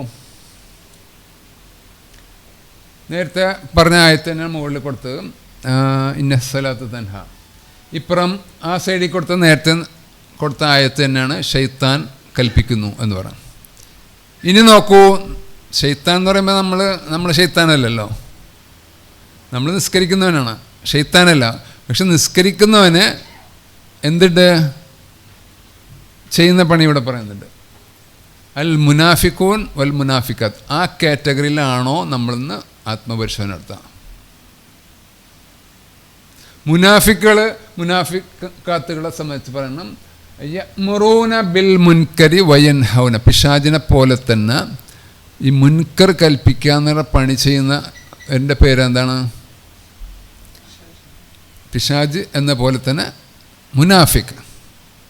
പിശാജ് എന്ന് പറയുമ്പോൾ നമ്മൾ പിശാജല്ലല്ലോ എന്ന് നമ്മൾ ചിന്തിക്കുക. മനുഷ്യ പിശാചുണ്ടെന്ന് ഖുർആൻ പറയുന്നുണ്ട്. അപ്പോൾ നമ്മൾ പിശാചാവാം. രണ്ടാമത്തെ മുനാഫിക് എന്ന് പറഞ്ഞ കാറ്റഗറിയിൽ ഈ സ്വഭാവമുണ്ട്. അവരും എന്ത് പറയും? ഈ പറയുന്ന മുൻകറുകൾ കൽപ്പിക്കും. വയൻഹൗനാനിൽ മാറൂഫ്, എന്തിനാണ് ഹെൽമെറ്റൊക്കെ വെക്കണേ സുബൈക്കുന്നത്? ആര് പറയും? ഈ മുനാഫിക്ക് പറയും. അതൊരു മൗലവിയാണെങ്കിലും ഏതിൽപ്പെടും? മുനാഫിക്കാവും. അപ്പോൾ നോക്കൂ, നബി സല്ലല്ലാഹു അലൈഹി വസല്ലമയുടെ കാലത്ത് അബ്ദുല്ലാഹിബിൻ ഉബൈബിൻ സുലൂലിനെ കുറിച്ച് നിങ്ങൾ കേട്ടിട്ടുണ്ടോ? അദ്ദേഹത്തിൻ്റെ ചരിത്രം നിങ്ങൾ വായിച്ചു നോക്കണം. അദ്ദേഹത്തിൻ്റെ ചരിത്രത്തിൽ പറയുന്ന, നബി ചില സമയത്ത് ഹുത്തുബത്തുൽ ഹാജ എന്ന് പറഞ്ഞിട്ട് മിമ്പറിൽ എന്തെങ്കിലും ഒരു ആവശ്യം ഉണർത്താൻ വേണ്ടിയിട്ട് മിമ്പറിൽ കയറും. ആ കയറുന്ന സമയത്ത് സ്വാഗതം പറയുന്ന ആരാന്നറിയോ? ആരാ? ഈ പുള്ളിക്കാരനാ. സ്ഥിരം സ്വാഗത പ്രഭാഷണ പുള്ളിക്കാരനുണ്ടെങ്കിൽ പുള്ളിയാണ് സ്വാഗതം. അബ്ദുല്ലാഹിബിൻ ഉബൈബിൻ സുലൂൽ ഇങ്ങനെ വന്നിട്ട് പറയും, ഇതാ നബി നിങ്ങളോട് ചില കാര്യങ്ങളൊക്കെ പറയുന്നുണ്ട്, അതുകൊണ്ട് നിങ്ങൾ ശ്രദ്ധിച്ച് കേൾക്കണം കേട്ടോ, മനസ്സിലായോ എന്നൊക്കെ പറഞ്ഞിട്ട് പറയുന്ന ഒരു ആ ടോണിൽ സംസാരിക്കുന്ന ഒരു വ്യക്തിയായിരുന്നു ആര്? അബ്ദുല്ലാഹിബിൻ ഉബൈബിൻ സുലൂൽ, മുനാഫിക്കുകളുടെ നേതാവ്. സ്വർഗത്തിൽ നരകത്തിൽ അടിത്തട്ടിൽ കിടക്കുന്ന മുനാഫിക്. അപ്പോൾ നബിയോടൊപ്പമുള്ള ഫസ്റ്റ് സഫിലുള്ള അബ്ദുല്ലാഹിബിൻ ഉബൈബിൻ സുലൂല് നബിക്ക് സ്വാഗത പ്രഭാഷണനായ അദ്ദേഹം നരകത്തിലാണ്. അപ്പം നമ്മളിൽ നിഫാഖ് എന്നൊരു സാധനം നമ്മൾ പഠിച്ചിരിക്കുന്ന 4 വേറൊന്നുമില്ല എന്ന് നമ്മുടെ മനസ്സിൽ. 3 ഒരു ഹദീസിലും വേറൊരു 4ാമത്തെ വേറൊന്നും. ആയത്തുൽ മുനാഫിക്ക് സലാസുൻ 3. ഇതാ ഹദ്ദസ കദിബ, ഞാൻ നോണയൊന്നും പറഞ്ഞില്ലല്ലോ, അപ്പോൾ രക്ഷപ്പെട്ട്. വൈദ വാദ അഹ്ലഫ, ഞാൻ വാഗ്ദാനം കൊടുത്താൽ പാലിക്കുന്നുണ്ട്. വൈദ ഉത്തുമിന ഹാന, എന്നെ ആരെങ്കിലും വിശ്വസിച്ചാൽ ഞാൻ അവനെ ചതിക്കുന്നില്ല. വൈദ ഹാസമ ഫജർ, ഞാൻ ആരായിട്ട് തെറ്റാനും പോകുന്നില്ല, തെറ്റിയാൽ തെറിയും വിളിക്കണില്ല, രക്ഷപ്പെട്ട്, ഞാൻ മുനാഫിക്കല്ല, 4 ലക്ഷണം എനിക്ക് ഇല്ല എന്ന് പറഞ്ഞിരിക്കാൻ പറ്റില്ല. ഖുർആൻ പറയുന്നു മുനാഫിക്കുകളാണ് എന്ത്? യഅ്മുറൂന ബിൽ മുൻകർ, ഈ പറയുന്ന നെറികേടുകൾ കൽപ്പിക്കുകയും നെറിവുകൾ, ഈ പറയുന്ന സനാതനധർമ്മങ്ങളെ എന്ത് ചെയ്യുന്നു? നിഷേധിക്കുകയും ചെയ്യുന്ന പ്രവണത. ഓക്കെ. ഈ മുൻകറുമായിട്ട് ബന്ധപ്പെട്ട 3 പോയിന്റ് നിങ്ങൾ ചേർത്ത് മനസ്സിലാക്കണം. ഒന്ന്, നമസ്കാരം ഇത് തടയുന്നു, പിശാച് കൽപ്പിക്കുന്നു, മുനാഫിക്കും കൽപ്പിക്കുന്നു. നമ്മൾ ഏത് പക്ഷത്ത്, നിസ്കാരത്തിൻ്റെ കൂടെയാണോ അല്ലെങ്കിൽ മുനാഫിക്കിൻ്റെയും പിശാചിൻ്റെയും കൂടെയാണോ? നമസ്കാരത്തിൻ്റെ കൂടെയാണ്. നമ്മൾ നമസ്കാരം ഇത് തടയുന്ന രൂപത്തിലുള്ള ഒരു പവർഫുള്ളായിട്ടുള്ള നമസ്കാരം ആവണം എന്നാണ്.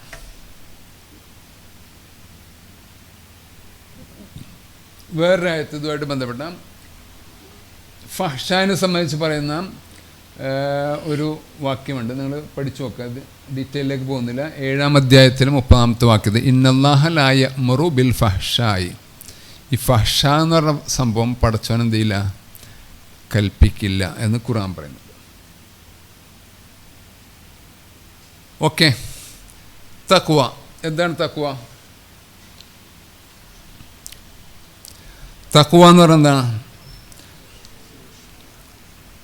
ഒരാൾ നല്ല താടിയൊക്കെ നീട്ടി വളർത്തി ഇങ്ങനെ നെരിയാണിക്ക് മുകളിലിങ്ങനെ മുകളിലോട്ട് പാൻസ് ഡ്രസ്സൊക്കെ ഇങ്ങനെ കയറിയുന്നു, അല്ലെങ്കിൽ ഒരു അറബി വസ്ത്രം ധരിച്ചു, തൊപ്പിയൊക്കെ വെച്ച് കാണുമ്പോൾ അവനെ കാണുമ്പോൾ എന്തൊരു തഖ്വയാണ് എന്ന് നമ്മൾ പറയും. അതിൽ സ്ത്രീകളാണ് ഈ കറുത്ത പർദ്ദയൊക്കെ ഇട്ടിട്ട് നിക്കാബൊക്കെ ഇട്ട് മൂടിയൊക്കെ ഇട്ടിട്ട് ഇങ്ങനെ നടക്കുമ്പോഴത്തേക്ക് നമ്മൾ പറയും, ഓ എന്തൊരു തഖ്വയാണത്, ആണുങ്ങളെ മുഖത്ത് പോലും നോക്കുന്നില്ല എന്ന് പറയും. അപ്പോൾ തഖ്വ ചിലത് ഈ രൂപങ്ങളിലും ഭാവങ്ങളിലൊക്കെ നമ്മൾ ഇതാക്കി വെച്ചിരിക്കുന്നു. തഖ്വ എന്ന് പറഞ്ഞാൽ ശരിക്കും പണ്ഡിതന്മാർ അതിനെ ഒരു നിർവചനം കണ്ടെത്തിയിരുന്നു. ഖുർആനിലെ ആശയങ്ങളിൽ നിന്നൊക്കെ ആയിരിക്കും അത് കണ്ടെത്തിയിരിക്കുന്നത്. ഇംതിസാലു അവാമിരില്ലാഹി വജ്തിനാബു നവാഹിഹി. പടച്ചോൻ്റെ കൽപ്പനകൾ ശിരസാ വഹിക്കുകയും പടച്ചോൻ്റെ നിരോധങ്ങളെ വെടിയുകയും ചെയ്യുന്ന ഒരു സംസ്കാരത്തിന്, ഒരു അച്ചടക്കത്തിനാണ് എന്ത് പറയാം, തഖ്വ എന്ന് പറയുന്നത്. നിയമങ്ങൾ പാലിക്കുക എന്ന് വേണമെങ്കിൽ പറയാം. നിയമപാലനം എന്നൊക്കെ പറഞ്ഞാൽ നമ്മളെ നാട്ടിൽ പോലീസുകാരുടെ ഡ്യൂട്ടി എന്നാണ് നമ്മളെ മനസ്സിൽ കിടക്കുന്നത്. നിയമപാലനം. മുത്തക്കി നിയമപാലനം എന്ന് ഞാൻ ട്രാൻസ്ലേറ്റ് ചെയ്ത് വെച്ചാൽ പോലീസുകാരനാ. നിയമം പാലിക്കുക എന്ന് പറഞ്ഞാൽ ഓരോരുത്തരുടെ കടമയാണ്. അങ്ങനെ നിയമങ്ങൾ പാലിക്കുക, പടച്ചോൻ്റെ നിയമങ്ങളും പടച്ചോൻ്റെ നിയമങ്ങൾക്ക് വിരുദ്ധമല്ലാത്ത രാജ്യത്തിൻ്റെ നിയമങ്ങളൊക്കെ പാലിക്കുന്ന ഒരു പ്രവണത, അതാണ് തഖ്വ. അപ്പോൾ ഈ തഖ്വയും നമസ്കാരവും തമ്മിൽ ബന്ധിപ്പിച്ച് പറയുന്ന ഖുർആനിലെ ഒരു ഇടമാണ് മുനീബീന ഇലൈഹി വത്തഖൂഹു. അവനിൽ തഖ്വ പുലർത്തുക, പടച്ചോൻ്റെ നിയമനിർദ്ദേശങ്ങൾ പാലിക്കുക. അഖീമുസ്സലാത്ത, നമസ്കാരം ചൊവ്വേ നേരം നിർവഹിക്കാം. അപ്പം നമസ്കാരത്തിന് ചൊവ്വേ നേരം നിർവഹണവും തഖ്വയും തമ്മിൽ അടുത്തടുത്ത് ഖുർആൻ പറയുന്നതിൽ ചില ആശയങ്ങൾ ഉണ്ട്. വലാ തകൂനൂ മിനൽ മുശ്രിക്കീൻ വഅൻ അഖീമുസ്സലാത്ത വത്തഖൂഹു. നേരെ തിരിച്ചും പറഞ്ഞിട്ടുണ്ട്, നമസ്കാരം നിങ്ങൾ നിർവഹിക്കുക, വത്തഖൂഹു, ഈ തഖ്വ പുലർത്തുക. അപ്പോൾ തഖ്വയുമായി ബന്ധപ്പെട്ട് കണക്ട് ചെയ്ത് പറയുന്നുണ്ട്. ഇനി ഖുർആനിലെ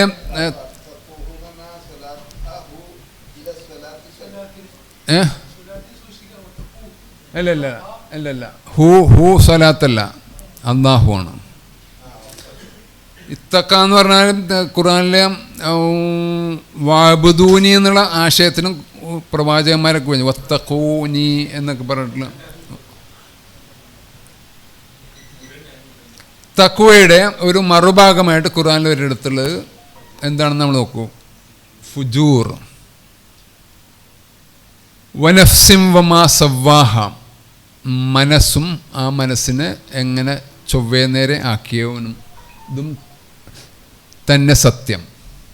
ഫഅൽഹമഹ. ആ മനസ്സിന് എന്ത് ചെയ്തു, ബോധനം നൽകി. ഫുജൂറഹ. ആ മനസ്സിൻ്റേതായ ഫുജൂറും തഖ്വയും. അപ്പോൾ തഖ്വയുടെ മറുഭാഗമായിട്ട് ഖുർആൻ ഇവിടെ പറയുന്നത് ഫുജൂർ എന്നാണ്. ഫുജൂർ എന്ന് പറഞ്ഞാൽ ഫജറ എന്ന് പറഞ്ഞാൽ പൊട്ടിപ്പുറപ്പെടുക എന്നാണ് അർത്ഥം. ഈ വെള്ളമൊക്കെ പാറയിൽ നിന്ന് പൊട്ടി ഒഴുകുന്നതിന് ഫജറ എന്ന് പറയും. പ്രഭാതം പൊട്ടി വിടരുന്നതിന് ഫുജൂർ എന്ന് പറയും. അപ്പം നിയമങ്ങളുടെ ഉള്ളിൽ നിൽക്കാതെ പൊട്ടിത്തെറിച്ച് പോകുന്ന ഒരു പ്രകടനം സ്വഭാവമാണെന്ത്, ഫുജൂർ. അപ്പോൾ ഈ മനസ്സിൽ നിയമങ്ങൾ ലംഘിക്കുന്ന ഫുജൂറും നിയമങ്ങൾ പാലിച്ച് ജീവിക്കാനുള്ള തഖ്വയും എന്ത് ചെയ്യുന്നത് പടച്ചോൻ സന്നിവേശിപ്പിച്ചിട്ടുണ്ട്. അപ്പോൾ പടച്ചോൻ ഉദ്ദേശിച്ചിരിക്കുന്ന ഈ തഖ്വയുടെ അടിസ്ഥാനത്തിൽ മനസ്സിനെ പാകപ്പെടുത്തി ജീവിക്കണം. അപ്പോൾ ഈ തഖ്വ ഉണ്ടാക്കുക എന്നുള്ള ഒരു കടമ നമസ്കാരത്തിലൂടെ കിട്ടുന്നു. നമസ്കാരവും തഖ്വയും തമ്മിൽ ബന്ധമുണ്ട്. ഇനി ഈ ഇബാദത്ത് എന്ന് പറഞ്ഞാൽ പദപ്രയോഗം. ഇബാദത്ത്, ഇത്താഅത്ത്, അനുസരണം, അടിമത്തം എന്നുള്ള ആശയത്തിലേക്കല്ല ഞാൻ പോകുന്നത്. ഇബാദത്ത് എന്ന് പറഞ്ഞതിന് ഈ നിർവചനമായിട്ട് പറയുന്നത് അക്സാ ഗായത്തുൽ ഹുദൂഇ വത്തദല്ലുൽ എന്നുള്ള നിർവചനം. അങ്ങനെ പല നിലക്കുള്ള നിർവചനം ഈ ഇബാദത്തിന് പറയുന്നുണ്ട്. അപ്പം അബദ എന്ന് പറയുന്ന പദത്തിന് ആരാധിച്ചു എന്ന് പറയുന്ന പോലെ തന്നെ അതിൻ്റെ ഉള്ളിൽ വളരെ വിനയത്തോടുകൂടി താഴ്മയോടുകൂടി ഉള്ള ഇബാദത്തിൻ്റെ ആരാധനാകർമ്മങ്ങളും ആരാധനയും നിർവഹിക്കുന്നതിനാണ് ആ ടേം വരുന്നത്. അപ്പം ആരാധനയിൽ എന്ത് വേണം? അഹങ്കാരമല്ല, ഞാൻ അള്ളാഹുവിനെ മാത്രം ആരാധിക്കുന്നുള്ളൂ എന്ന് പറയുന്ന അഹങ്കാരമല്ല, വിനയത്തോടു കൂടിയുള്ള വിനയം എന്ന് പറയുന്ന സാധനം ഇബാദത്തിൽ ഇൻബിൽറ്റാണ്, ഉള്ളിൽ ഉള്ളൊരു സാധനം. അതിൻ്റെ മറുഭാഗമാണ് ഇസ്തിഗ്ബാർ, അഹങ്കാരം. അഹങ്കാരം ഖുർആനിൽ പറഞ്ഞിരിക്കുന്ന ഇബ്ലീസ് അഹങ്കാരിയാണ്. പിന്നെ പറഞ്ഞിരിക്കുന്നത് ഫിറോൻ. ഇബ്ലീസും ഫിറോനും നരകത്തിലാണെന്ന് ഖുർആനിൽ വളരെ കൃത്യമായിട്ട് പറയുന്നുണ്ട്. ഇബ്ലീസ് അബാ വസ്തക്ബറ, അവൻ വിസമ്മതിച്ചു, ധിക്കരിച്ചു. ഇസ്തിഗ്ബാർ ഇബ്ലീസിൻ്റെ ഗുണമാണ്, മോശം ഇതാണ്. അതേപോലെ തന്നെ ഫിറോനെ കുറിച്ച് പറയുന്നിടത്തും അവൻ ഔന്നത്യം നടിച്ചു, അലാ ഫിൽ അർള് എന്ന് പറയുന്നുണ്ട്. അതേപോലെ തന്നെ ഇസ്തിഗ്ബാറിൻ്റെ വാക്കും പറയുന്നുണ്ട്. അപ്പോൾ ഈ ഇസ്തിഗ്ബാർ, അഹങ്കാരം എന്നൊരു സാധനം ഉള്ള ഫിർഔനും ഇബ്ലീസും നരകത്തിലാണ് എന്ന് ഖുർആൻ വളരെ കൃത്യമായിട്ട് പറഞ്ഞു. ഈ ഇസ്തിഗ്ബാർ എന്നൊരു സാധനം നമ്മൾ നമസ്കരിക്കുന്നവർക്ക് ഉണ്ടാകാൻ പാടില്ല. ഇബാദത്തിലൂടെ കിട്ടേണ്ട ഏറ്റവും വളരെ പ്രധാനപ്പെട്ട ഗുണമാണ് വിനയവും താഴ്മയും. അപ്പോൾ ഇബാദത്തിൽ തന്നെ ഈ വിനയമുണ്ട് എന്നാണ് ഞാൻ പറഞ്ഞു വരുന്നത്.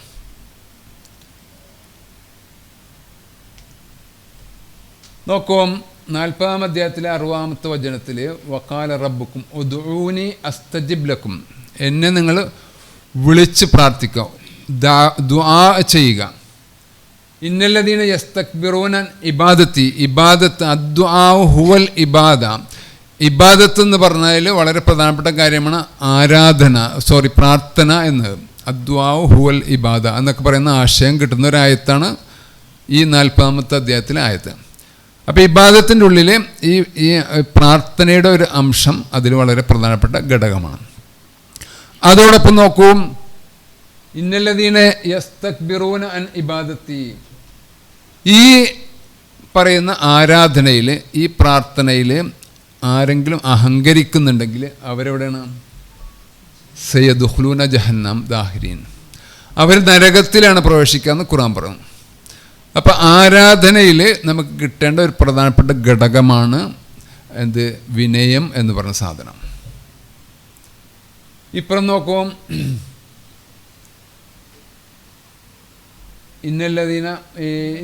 ഇന്നമാ യുഅ്മിനു ബി ആയാത്തിനല്ലദീന ഇദാ ദുക്കിറൂ ബിഹാ ഖറൂ സുജ്ജദൻ വസബ്ബഹു ബിഹംദി റബ്ബിഹിം വഹും ലാ യസ്തക്ബിറൂൻ എന്ന് പറയുന്ന അഹങ്കരിക്കാത്ത അവസ്ഥ. ഇതേ സ്വഭാവം തന്നെയാണ് മലക്കുകളെ സംബന്ധിച്ച് ഖുർആൻ പറയുന്നിടത്തും.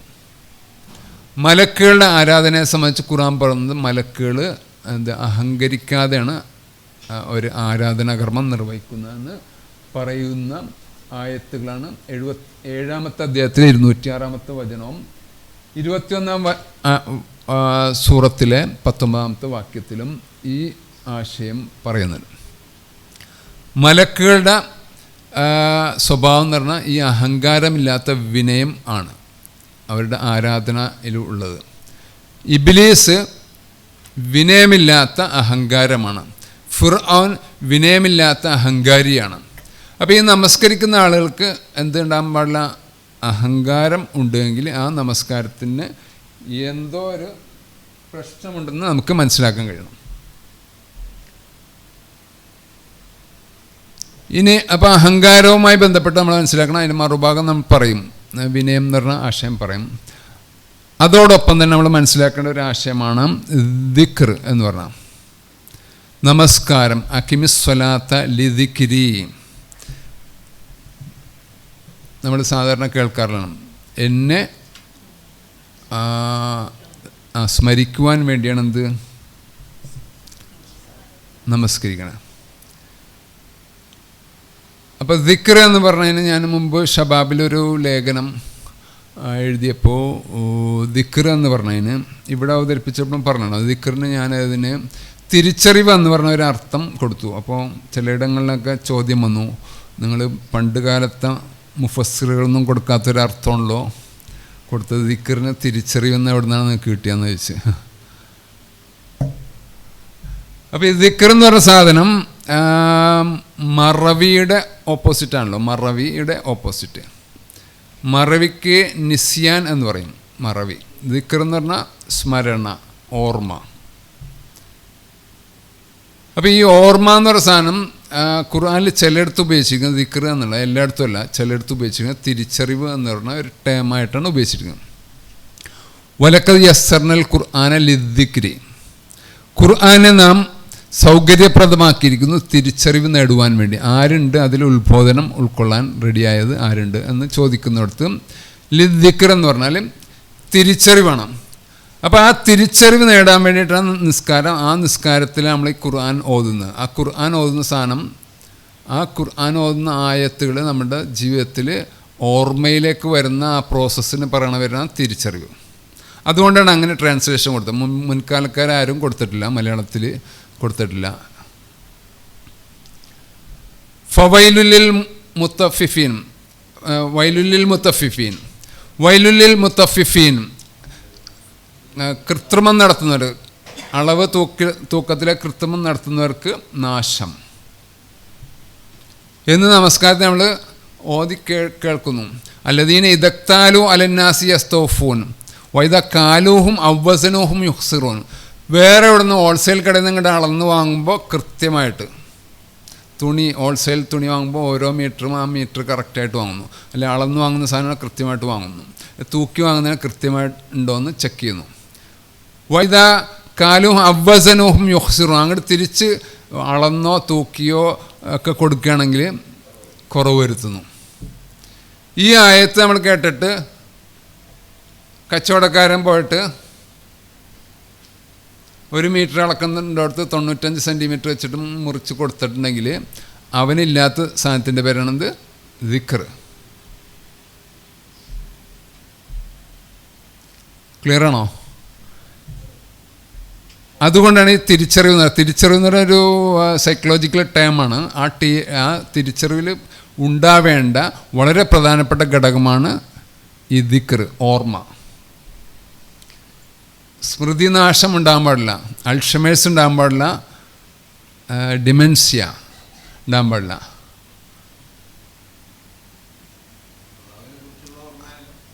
ഓക്കെ. അള്ളാഹുവിനെ കുറിച്ച് ഓർമ്മ എന്ന് പറഞ്ഞാൽ അള്ളാഹുവിനെ ഓർക്കാൻ വേണ്ടിയിട്ട് അള്ളാഹുവിൻ്റെ ഒരു ചിത്രമൊന്നും ഇല്ലല്ലോ, ഇല്ല. ഓർമ്മ വരും. അള്ളാഹുവിൻ്റെ നിയമനിർദ്ദേശങ്ങൾ നമ്മുടെ മനസ്സിലേക്ക് ഓർമ്മ വരും. അങ്ങനെയൊക്കെയുള്ളതല്ല. അതില്ലാതെ അള്ളാഹുവിനെ ഓർക്കാന്ന് പറഞ്ഞപ്പോൾ ഞാൻ എൻ്റെ മകനെ ഓർക്കുന്ന പോലെ മകൻ എന്നെ ഓർക്കുന്ന പോലെ അല്ലല്ലോ. അപ്പം അങ്ങനെയുള്ളൊരു ലെവലല്ല ഇതിന്. ആ പടച്ചോൻ്റെ നിയമനിർദ്ദേശങ്ങളും മറ്റുമൊക്കെ നമ്മുടെ മനസ്സിലേക്ക് പടച്ചോൻ കാണുന്നുണ്ടെന്നുള്ള ബോധത്തോടു കൂടി നമ്മൾ ചെയ്യുന്ന പ്രവർത്തനമാണ്. അപ്പോൾ ഈ ദിക്ർ എന്ന് പറയുന്ന സാധനം തിരിച്ചറിവ് എന്ന് നമ്മൾ മനസ്സിലാക്കാൻ കഴിയുന്നത് എങ്ങനെയാണെന്നറിയോ?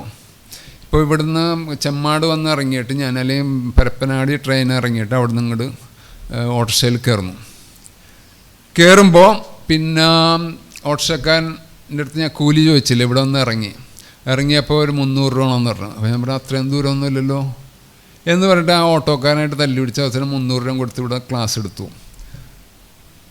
പിന്നെ ഒരു ദിവസം ഇവിടെ ക്ലാസ്സിന് വേണ്ടിയിട്ട് ഞാൻ വന്നപ്പോൾ ഇതേപോലെ ട്രെയിൻ ഇറങ്ങി വീണ്ടും ഓട്ടോയിൽ കയറി ഇവിടെ വന്ന് ഇറങ്ങുന്നു. വീണ്ടും ആ ഓട്ടോക്കാരനോട് തല്ലു കൂടിയിട്ട് 300 രൂപ കൊടുത്ത് ഇവിടെ വന്നാൽ എനിക്കില്ലാത്ത സാധനത്തിൻ്റെ പേരെന്താ?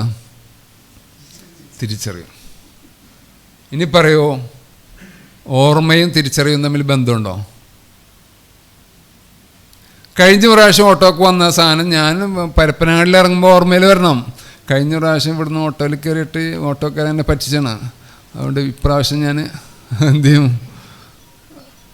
ഓട്ടോക്കാരനെ കൂലി വയ്ക്കും. അപ്പോൾ 300, അത്രയില്ലല്ലോ ദൂരം, 200 രൂപ വരാം, 150 രൂപ വരാം എന്നൊക്കെ പറഞ്ഞ് ഉറപ്പിച്ച് വന്നാൽ, അപ്പോൾ ഈ ഓർമ്മയിലേക്ക് വരുമ്പോഴാണ് ഈ സാധനം, ഈ അറിവിനെ നമ്മുടെ ജീവിതത്തിലേക്ക് കൊണ്ടുവരണം. ഈ ഒരു പ്രോസസ്സിൻ്റെ വരാൻ തിരിച്ചറിവ്. പ്രഭാഷകരും ഇവരൊക്കെ അറിവിലേക്ക് തിരിച്ചറിവിലേക്ക്, അറിവ് തിരിച്ചറിയുന്നു, തിരിച്ചും മറിച്ചൊക്കെ പറയാം. ഈ തിരിച്ചറിവ് എന്താണെന്ന് വെച്ചാൽ ആ സാധനം എന്താണെന്ന് പറയണ്ടേ. ഒരറിവിനെ, ആ അറിവിനെ ആപ്ലിക്കേഷൻ ലെവലിലേക്ക് കൊണ്ടുവരുന്ന സാധനത്തിൻ്റെ പേരാണ് എന്ത്? തിരിച്ചറിയുക. സ്മൃതിപഥത്തിൽ ആ സാധനം വരും, വൈലുലിൽ മുത്തഫീമ്പ് വരും. അപ്പോൾ പറ്റൂല, കുറവ് വരുത്താൻ പറ്റില്ല. കശുവണ്ടിയാണ്, ബദാമാണ്, പിസ്തയാണ് ഞാൻ തൂക്കി കൊടുക്കണം. അപ്പോൾ ആ തൂക്കുന്നതിന് 1000 രൂപ വിലയുള്ള പിസ്ത തൂക്കുമ്പോൾ ഈ കിലോ 10 രൂപ വിലയുള്ള പേപ്പർ കൂടി വെച്ചിട്ടുണ്ടെങ്കിൽ അതിൻ്റെ തൂക്കം തമ്മിൽ ബാലൻസ്ഡ് ആവില്ല. അപ്പോൾ പേപ്പർ മാറ്റിയിട്ട് ഇത് തൂക്കുന്നു. കണ്ടോ, ഇതാണ് തിരിച്ചറിവ്. ഇങ്ങനെ തിരിച്ചറിവിലേക്ക് ഇത് കിട്ടും. അപ്പം നമസ്കാരം കൊണ്ട് നമസ്കാരത്തിൽ നിൽക്കുന്നു, ഖുർആൻ അതിലൂടെ ഓതുന്നു, ആ സാധനങ്ങളിലൂടെ നമ്മൾ അതിൻ്റെ ആശയങ്ങൾ മനസ്സിലാക്കുന്നു, അത് നമ്മുടെ ജീവിതത്തിൽ വർക്ക് ചെയ്യുന്നു. അപ്പോൾ പടച്ചോൻ്റെ സാന്നിധ്യം, അതാണ് നമസ്കാരം നമ്മളെ തിന്മയിൽ നിന്ന് തടക്കുന്നു എന്നൊക്കെ പറഞ്ഞ ആശയം. നോക്കൂ, അക്കിമിസ്സലാത്ത് തൊറഫൈൻ നഹാർ വ സുലഫം മിനൽ ലൈലി എന്ന് പറയുന്ന ആയത്തിൽ ഇന്നൽ ഹസനാത്തി യുദ്ഹിബിന സയ്യാത്ത്,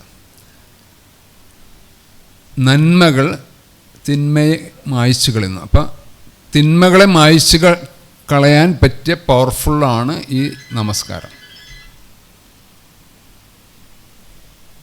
ഉത്തുലുമാഹുയ, ഇത് നേരത്തെ പറഞ്ഞു, ഇന്ന സ്വലാത്ത് തൻഹാ അനിൽ ഫഹ്ശാഇ വൽ മുൻകർ. ഖുർആനിലെ ഖദ് അഫ്ലഹ, അതേപോലത്തെ ഖദ് ഖാബ, വിജയിച്ചു എന്ന് പറയുന്ന ചില ആയത്തുകളാണ്. അതേപോലെ പരാജയപ്പെട്ടു എന്ന് പറയുന്ന ആയത്തുകൾ. സത്യവിശ്വാസി വിജയിച്ചിരിക്കുന്നു. അവരുടെ പ്രത്യേകത എന്താണ്? അല്ലദീനഹും ഫി സ്വലാത്തിഹിം ഖാശിഊൻ, അവരവരുടെ നമസ്കാരത്തിൽ എങ്ങനെയായിരിക്കും? ഖുശൂ ഉണ്ടാവും. അപ്പോൾ ഖുശൂ എന്താണെന്ന് നമ്മൾ മനസ്സിലാക്കണം ഇൻഷാ അല്ലാഹ്. ഖദ് അഫ്ലഹ മൻ തസക്ക, തസ്കിയത്ത് വേണം. ആ തസ്കിയത്ത് കിട്ടിയാലാണ് നമ്മൾ വിജയിക്കുള്ളൂ. നമസ്കാരത്തിലൂടെ നമുക്ക് ആ തസ്കിയത്ത് നമുക്ക് കിട്ടണം. ഇനി നോക്കൂ, ഖദ് അഫ്ലഹ മൻ സക്കാഹ എന്ന് പറയുന്ന മറ്റൊരു ആയത്ത് നോക്കിയേ, തസ്കിയത്ത് തന്നെ, അവിടെയും തസ്കിയത്ത് വേണം വിജയിക്കണേ. വഖദ് ഖാബ മൻ ദസ്സാഹ, ഈ പറയുന്ന ആത്മാവിനെ മലിനപ്പെടുത്തിയവൻ എന്ത് ചെയ്തു? തസ്കിയത്തില്ലാതെ വന്നാൽ പരാജയപ്പെട്ടു. അതേപോലെ വേറെ എടുത്തും വഖദ് ഖാബ മൻ ഹമല ദുൽമൻ, അക്രമം ചെയ്തവനും എന്താണ്? നശിച്ചു എന്ന് പറയുന്ന ആയത്തുകൾ. അപ്പോൾ ഇതിൽ ഖുശൂ, തസ്കിയത്ത് വളരെ പ്രധാനപ്പെട്ട ഘടകമാണ്. നമ്മൾ വിജയിക്കാൻ വളരെ പ്രധാനപ്പെട്ട നമസ്കാരത്തിലൂടെ ഈ ഘടകങ്ങൾ നമുക്ക് ഉണ്ടായിത്തീരണം. അപ്പോൾ എന്താണ് ഖാശിഊൻ എന്ന് പറഞ്ഞാൽ എന്താണ്? ഖുശൂ എന്ന് പറഞ്ഞാൽ എന്താണ്? ഖാശിഊന ലില്ല, അല്ലാഹുവിന് ഖുശൂ ചെയ്യുന്ന ആളുകൾ എന്ന് പറഞ്ഞാൽ എന്താണ്?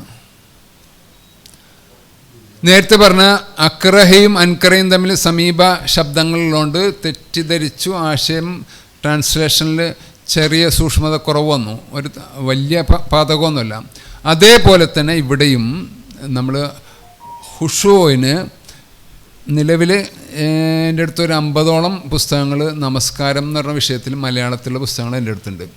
ഇംഗ്ലീഷിൽ 2-3 പുസ്തകങ്ങളുണ്ട്, അറബിയിലും കുറച്ച് പുസ്തകങ്ങളുണ്ട്. അപ്പോൾ ഇതിൽ മലയാളത്തിലുള്ള പുസ്തകങ്ങൾ നോക്കുമ്പം ഖുശൂവിന് അർത്ഥം കിടക്കുന്നത് ഭയഭക്തി, ഭയപ്പാട്, സൂക്ഷ്മത, പിന്നെന്താ വിനയം എന്നുണ്ടാ, നിഷ്കളങ്കത. എൻ്റെ അടുത്തുള്ള ബുക്കിലില്ല, അതുകൊണ്ടാണ് ഞാൻ പറയണത്.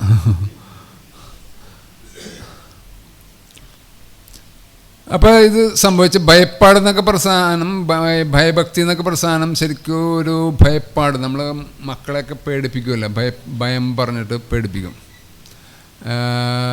പപ്പടം പൊരിച്ചിടുമ്പോൾ മക്കളെടുത്തുകൊണ്ട് പോകുമ്പോൾ പറയും നിന്നെ നരകത്തിലിടോട്ടാന്ന് പറയും. അങ്ങനെ ഈ പേടി എന്ന് പറഞ്ഞാൽ നമ്മളെ എന്തൊരു നരകം പറഞ്ഞ് പേടിപ്പിക്കുന്ന ഒരു സ്വഭാവമുണ്ട്. അപ്പോൾ എൻ്റെ ജ്യേഷ്ഠൻ്റെ മകന് ഒരിക്കൽ പപ്പടം എടുത്തുകൊണ്ട് ഓടിയപ്പോൾ അവൻ്റെ ഉമ്മി പറഞ്ഞു നിന്നെ നരകത്തിലിട്ട് ശിക്ഷിക്കുന്ന പറഞ്ഞപ്പോൾ അവന് ഉടനെ മറുപടി കൊടുത്തു, എന്നെ മായാവി ഒന്ന് രക്ഷിക്കും. അപ്പോൾ രക്ഷകനാരാണ്? മായാവി.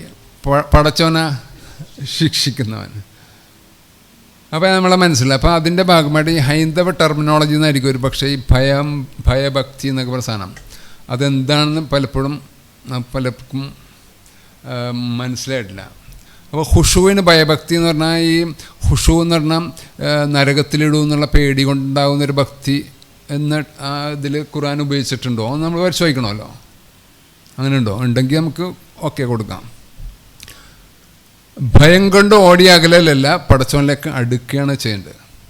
വഫിറു ഇലല്ലാ, അള്ളാഹുവിലേക്ക് നിങ്ങൾ ഓടിയെടുക്കാന്നാണ് പറയണത്. ശരിക്കും പറയണ്ടെന്നാ വഫിറു അതാണ്.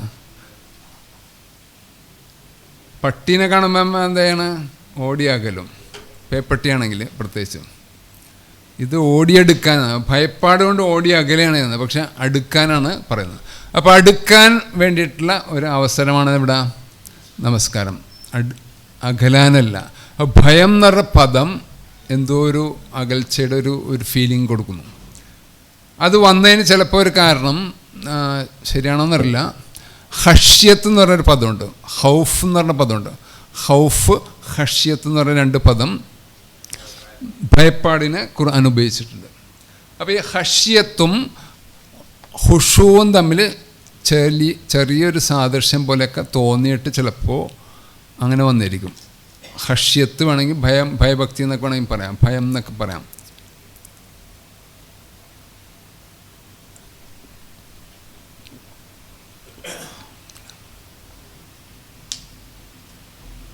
അപ്പം എന്താണ് ഹുഷുവിന് എന്തെങ്കിലും ഒരു അർത്ഥം കൊടുക്കണമല്ലോ. അപ്പം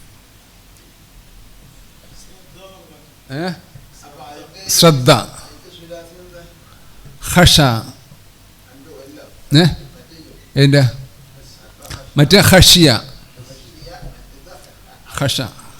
ഹഷത്തിൽ അബ്സാർ എന്ന് ഖുർആൻ തന്നെ പറഞ്ഞിട്ടുണ്ട്. ഹ ഷീന് ഐന്, മറ്റേ ഹ ഷീന് യാ, ഹഷിയ. അത് ഭയപ്പാടാണ്, ഇത് ഭയപ്പാടല്ല. നിസ്കാരത്തിൽ നല്ല ഭയപ്പാടോടുകൂടി നിൽക്കണോ, പേടിച്ച് നിൽക്കണമെന്നാണോ? അല്ല,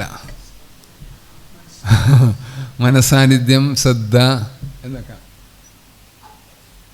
വക്കാനോ ലന ഖാശീൻ, ഖുർആനിൽ പലയിടത്തും ഹുഷു പറയുന്നുണ്ട്, ഹൃദയത്തിൻ്റെ പറയുന്നുണ്ട്, കണ്ണിൻ്റെ പറയുന്നുണ്ട്, ശബ്ദത്തിൻ്റെ ഹുഷു പറയുന്നുണ്ട്, ഒക്കെ ഖുർആൻ പറയുന്നുണ്ട്. ഖശ എന്ന് പറഞ്ഞാൽ അതിൻ്റെ അർത്ഥം വിനയമാണ്. നമസ്കാരത്തിൽ വളരെ പ്രധാനപ്പെട്ട ഒരു വിഷയമാണ് ഞാൻ പറയുന്നത്, പോയിൻ്റാണ്. ഹുഷു എന്ന് പറഞ്ഞ സാധനത്തെ നമ്മൾ വിഷയം എന്നതിലേക്ക് പറഞ്ഞാൽ മാത്രമേ നമുക്ക് അത് ട്രാൻസ്ഫോർമേഷൻ സഹായകമാവുള്ളൂ.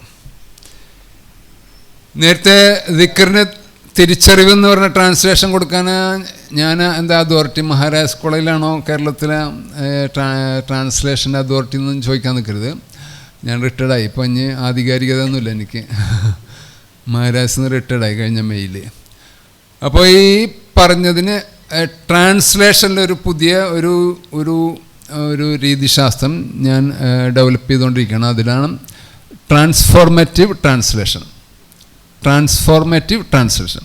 ഖുർആനിലെ സംജ്ഞകൾ, അതായത് ടെർമിനോളജികൾ നമ്മൾ ട്രാൻസ്ലേറ്റ് ചെയ്യുമ്പോൾ ഖുർആൻ എന്ന് പറയുന്ന സാധനം പരിവർത്തനത്തിന് വേണ്ടിയിട്ടുള്ളതാണ്. അപ്പോൾ ആ പരിവർത്തനം എന്ന് പറയുന്ന ആശയം കൂടി മുന്നിൽ കണ്ടുകൊണ്ടുള്ള ഒരു ട്രാൻസ്ലേഷൻ, ഒരു തർജ്ജമ, ഒരു പരിഭാഷ അല്ലെങ്കിൽ വിവർത്തനം അതിൽ വേണം എന്നാണ് ഞാൻ ഈ ട്രാൻസ്ഫോർമേറ്റീവ് ട്രാൻസ്ലേഷൻ എന്നൊരു പുതിയ ശാഖ തുടങ്ങിയിരിക്കുന്നത്. അപ്പോൾ ഇതിന് ഖുശൂഇന് വിനയമാണ്. ആ വിനയം നമസ്കാരത്തിൽ ഉണ്ടാക്കാനുള്ള വഴികളുണ്ട്. ആ ഉണ്ടാകുമ്പോഴാണ് ഇത് നമുക്ക് നമസ്കാരം എഫക്റ്റീവ് ആവുള്ളൂ. അത് പ്രാക്ടീസിലൂടെ മാത്രമേ നമുക്ക് അത് വന്നിട്ടുണ്ടോ?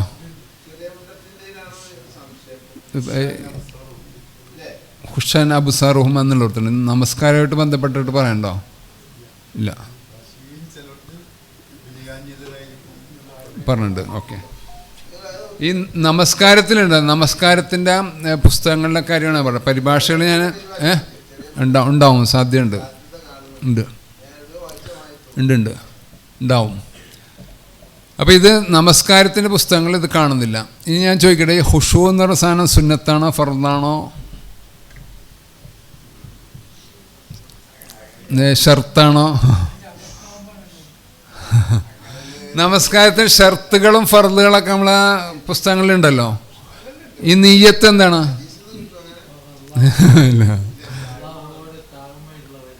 ഇതിലുണ്ടല്ലേ, ചെറിയ മണ്ടത്തിൻ്റെ ഉണ്ട്. Okay okay. അപ്പോൾ അതിൽ കറക്റ്റായിട്ട് വന്നിട്ടുണ്ട്. ഈ നിസ്കാരത്തിൻ്റെ പുസ്തകങ്ങളിലൊക്കെ ഖുശൂ എന്ന് പറഞ്ഞ ടൈറ്റിൽ ഉണ്ടാവും. നമസ്കാരത്തിൽ ഖുശൂ വേണം. അത് ഫർള് എന്ന് പറഞ്ഞ കാര്യങ്ങൾ പറയുമല്ലോ നിസ്കാരത്തിന്, അതിൽ ഇല്ല. അപ്പോൾ ഞാൻ ഷർത്തിൽ നോക്കി, ഷർത്തിലും ഇല്ല. അപ്പോൾ ഇത് പിന്നെ എവിടെയാണുള്ളത്? ഫർദും ഷർത്തും തമ്മിൽ വ്യത്യാസം പറയാം നിസ്കാരത്തിൻ്റെ. നിയ്യത്ത് എന്താണ്? ഫർദാണല്ലോ. ഫർദ് എന്ന് പറയുന്ന സാധനം ആ ഫർദ് നിർവഹിച്ച് കഴിഞ്ഞാൽ കഴിഞ്ഞു, പിന്നെ അടുത്ത ഘട്ടത്തിൽ അത് വേണ്ട. നിയ്യത്ത് എന്ന് പറഞ്ഞാൽ ഇങ്ങനെ കൈകെട്ടി നിൽക്കാൻ നേരത്ത് നിയ്യത്ത് വെച്ചു, കൈ കെട്ടിക്കഴിഞ്ഞാൽ പിന്നെ നിയ്യത്ത് വേണ്ടേ? നിസ്കാരം തീർന്നവരെ വേണ്ട. വേറെ ഏതെങ്കിലുമൊക്കെ ലോകത്ത് പോവാം, പറ്റുമോ? അസ്സലാമലൈക്കും വറഹ്മത്തുള്ളാഹി വഅലൈക്കും അസ്സലാം വറഹ്മത്തുള്ളാഹി നിസ്കാരത്തിൽ സലാം ചൊല്ലി. ഇവിടെ വേറെ ലോകത്താണ്. അപ്പോൾ ആരും സലാം ചൊല്ലിയാന്ന് ചോദിച്ചാൽ സലാം എടുക്കണം. അപ്പോൾ ആ നിയ്യത്ത് എന്ന് പറയുന്ന നിസ്കാരം മുഴുക്കണ്ടല്ലോ. അപ്പോൾ ശരിക്കും ഫർദിൻ്റെ ആസ്പെക്റ്റാണ്. ഒന്നു ഫർദല്ലേ, നിസ്കാരം തുടങ്ങുന്ന പോലെ ഒടുവിൽ വരെ വേണം. അപ്പോൾ ഷർത്തിൻ്റെ ആസ്പെക്റ്റാണ് ശരിക്കും നിയ്യത്തിന് നടക്കണം. പക്ഷെ എണ്ണിയിരിക്കുന്ന ഫർദിലാണ്. ഇനിയിപ്പോൾ എടുത്തിട്ട് മാറ്റി എഴുതാൻ വേണ്ട, മനസ്സിലാക്കുക. അത് ഫുള്ള് വേണ്ട സംഭവമാണെന്ന് മനസ്സിലാക്കുക.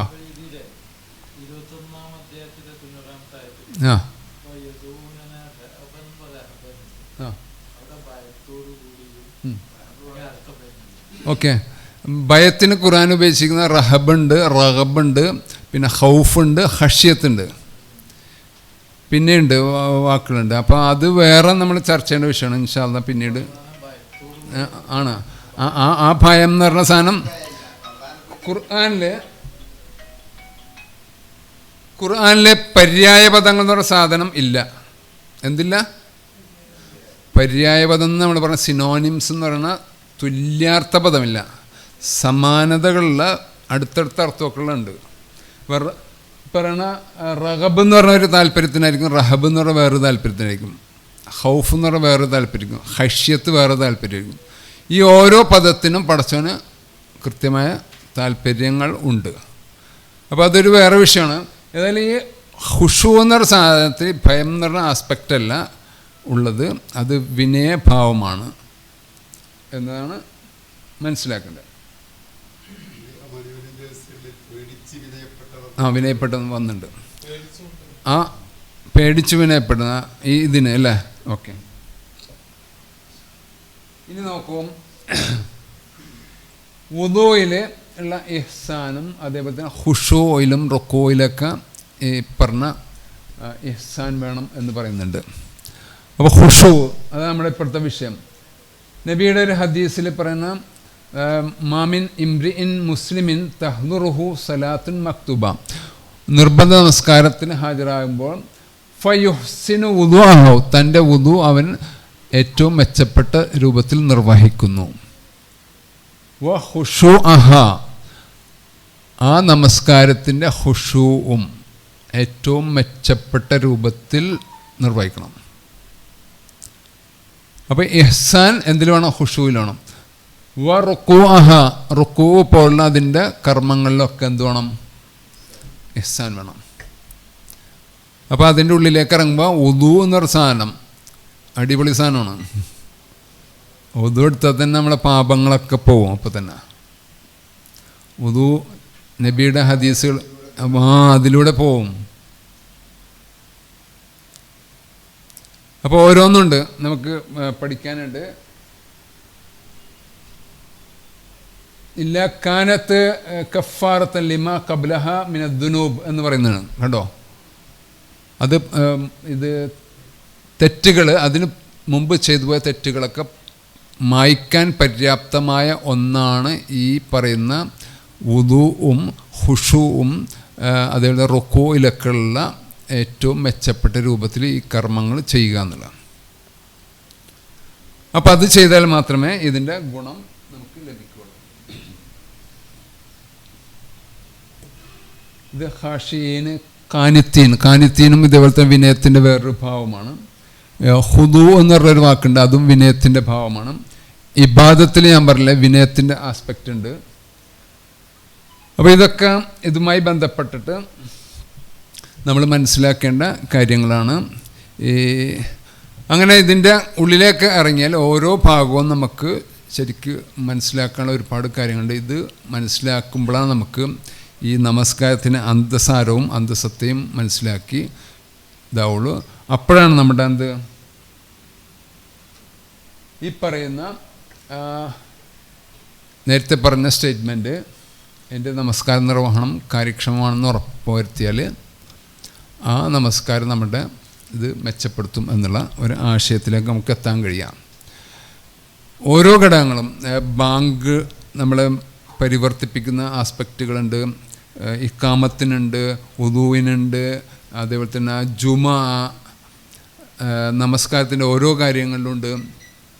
ഇതൊക്കെ അതിൻ്റെ ഡീറ്റെയിലിങ്ങിലേക്ക് പോകുമ്പോഴേ നമുക്ക് പറയാൻ പറ്റുള്ളൂ. ഒരു കാര്യം കൂടി ഞാൻ പറഞ്ഞ് അവസാനിപ്പിക്കാം. ഈ അല്ലാഹു അക്ബർ എന്താ അതിൻ്റെ അർത്ഥം? അല്ലാഹു ഏറ്റവും മഹാൻ, അല്ലാഹു ഏറ്റവും വലിയവൻ.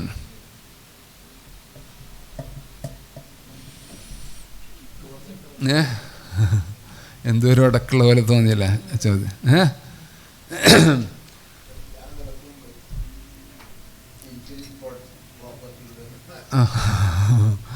ഇംഗ്ലീഷിൽ പറയണമെന്ന് പറയാം അല്ലാഹ് ഈസ് ദ ഗ്രേറ്റസ്റ്റ് എന്നല്ല, ഗ്രേറ്റസ്റ്റ് അല്ലെ, അല്ലാഹ് ഈസ് ഗ്രേറ്റ്. അള്ളാഹുവാണ് ഏറ്റവും വലിയവൻ എന്ന് പറഞ്ഞാൽ അറബി ഭാഷയിൽ അള്ളാഹു ഹുവൽ അക്ബർ എന്നാണ് പറയേണ്ടതാണ്. ഞാൻ പഠിച്ചതാണ് ഹുവൽ അക്ബർ.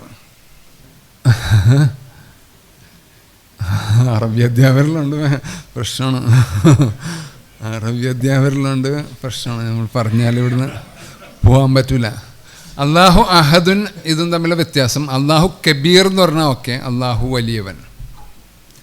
അള്ളാഹു ഹുവൽ അക്ബർ എന്ന് പറഞ്ഞാൽ അള്ളാഹു അവനാണ് ഏറ്റവും വലിയവൻ എന്നുള്ള.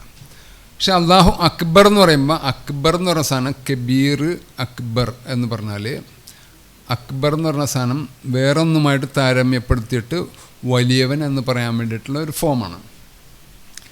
ഈ ഇംഗ്ലീഷിലുണ്ടല്ലോ ഗ്രേറ്റ്, ഗ്രേറ്റർ ദാൻ, ഗ്രേറ്റസ്റ്റ്. അപ്പോൾ ആ നടുക്കത്തെ രൂപമുണ്ടല്ലോ, അതാണ് ഇവിടെ ഈ അള്ളാഹു അക്ബർ. അപ്പം അള്ളാഹു ഹുവൽ അക്ബറാണ്, അള്ളാഹു ഹുവൽ അക്ബറാണ്. അങ്ങനെയാണ് വേണ്ടത്. ഇവിടെ ഉള്ളത് അള്ളാഹു അക്ബർ എന്ന് പറഞ്ഞ സാധനം, അതിനുശേഷം ഒരു മൗനം വാചാലമായിട്ടുള്ള ഒരു ഹദ്ഫ് സംഭവിച്ചിട്ടുണ്ട്.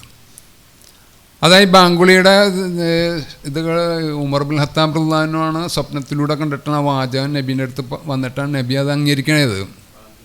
ബാങ്കിൻ്റെ വചനങ്ങൾ അംഗീകരിക്കുകയാണ് ചെയ്യുന്നത്. ഉണ്ട്, നമസ്കാരത്തിലുണ്ട്. അപ്പോൾ അതിൻ്റെ അർത്ഥം എന്താണെന്നാണ് ഞാൻ ചോദിക്കുന്നത്. അല്ലാഹു അക്ബർ മിൻ dash dash dash dash dash മിൻ കുല്ലി ഷൈൻ.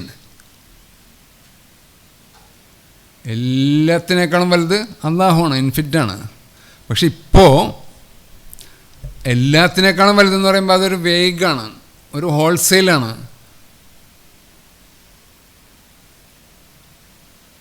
അപ്പോൾ ഓരോ പറച്ചിലും ഇപ്പോൾ എനിക്ക് എൻ്റെ ഭാര്യ ആശുപത്രിയിൽ കിടക്കുന്ന ഭയങ്കര ഇതിലാണ്.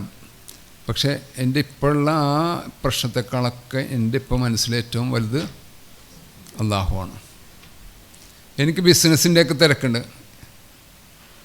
ഇതാ നൂദിയ ലിസ്വലാത്തി മിൻ യൗമിൽ ജുമാ നിസ്കാരത്തിന് അല്ലാഹു അക്ബർ മിൻ ഡാഷ് ഡാഷ് എന്ന് പറഞ്ഞിട്ട് നിൻ്റെ കച്ചവടത്തിനേക്കാളൊക്കെ വലുതാണ്.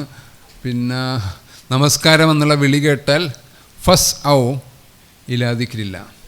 അപ്പോൾ ഈ ബാങ്കിൻ്റെ വചനം തന്നെ ഒരു ഉദാഹരണം പറഞ്ഞ അടിപൊളി സാധനമാണ്, അത്രയും പവർഫുള്ളാണ്. നമ്മൾ മാറ്റാൻ പര്യാപ്തമായൊരു സാധനത്തെ നമ്മൾ ട്രാൻസ്ലേറ്റ് ചെയ്യുമ്പോൾ ആ ആശയം അറബിയുള്ള ധ്വനി എന്ത് കിട്ടണില്ല, മലയാളത്തിൽ കിട്ടുന്നില്ല. അതുകൊണ്ടാണ്.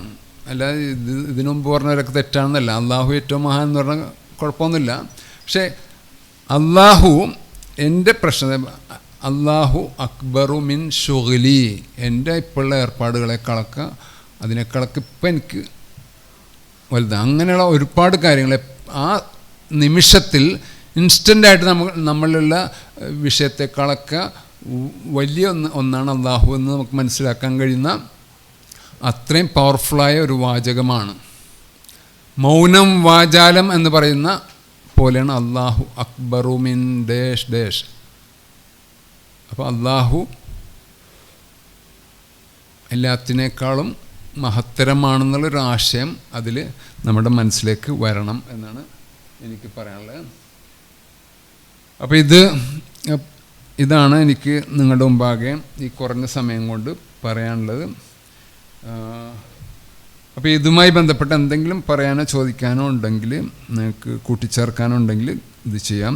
നമസ്കാരം എന്ത് എന്നതിനേക്കാളും വളരെ പ്രധാനം എന്തിനാണ് നമസ്കാരം എന്നും ആ നമസ്കാരം എങ്ങനെയാണ് നിർവഹിക്കേണ്ടതെന്നും ആ നിർവഹിക്കുന്ന നമസ്കാരം ഈ എന്തിനു വേണ്ടിയുള്ള നമസ്കാരം എങ്ങനെ നമ്മൾ നിർവഹിക്കുന്നു, ആ നിർവഹിക്കുന്ന എത്രമാത്രം എത്തി എന്നുള്ള പരിശോധനകൾ നമ്മൾ നിരന്തരം നടത്തുമ്പോൾ ഈ നമസ്കാരം ഇപ്പോൾ നമസ്കാരത്തിനേക്കാൾ നമുക്ക് മെച്ചപ്പെടുത്താൻ കഴിയും എന്നാണ്.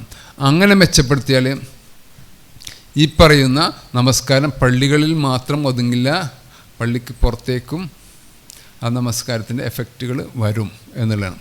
അതാണ് ഈ ഹൈപ്പോത്തിസിസിൽ എത്തിച്ചേർന്നിട്ടുള്ള നിഗമനങ്ങൾ. അതിൻ്റെ ആസ്പെക്റ്റുകളൊക്കെ ഉള്ള ഒരു അത്യുഗ്രൻ സാധനമാണ് നമസ്കാരവും നമസ്കാരത്തിന് അനുബന്ധമായിട്ടുള്ള വുദൂഉം കുളിയും അതേപോലെ തന്നെ ജുമായും ഖുതുബയും അതേപോലെ തന്നെ അതിന് മുന്നോടിയായിട്ടുള്ള ബാങ്ക് വിളി അടക്കമുള്ള സംഭവത്തിലൊക്കെ ഈ സംഭവങ്ങൾ നിറഞ്ഞു നിൽക്കുന്നില്ല.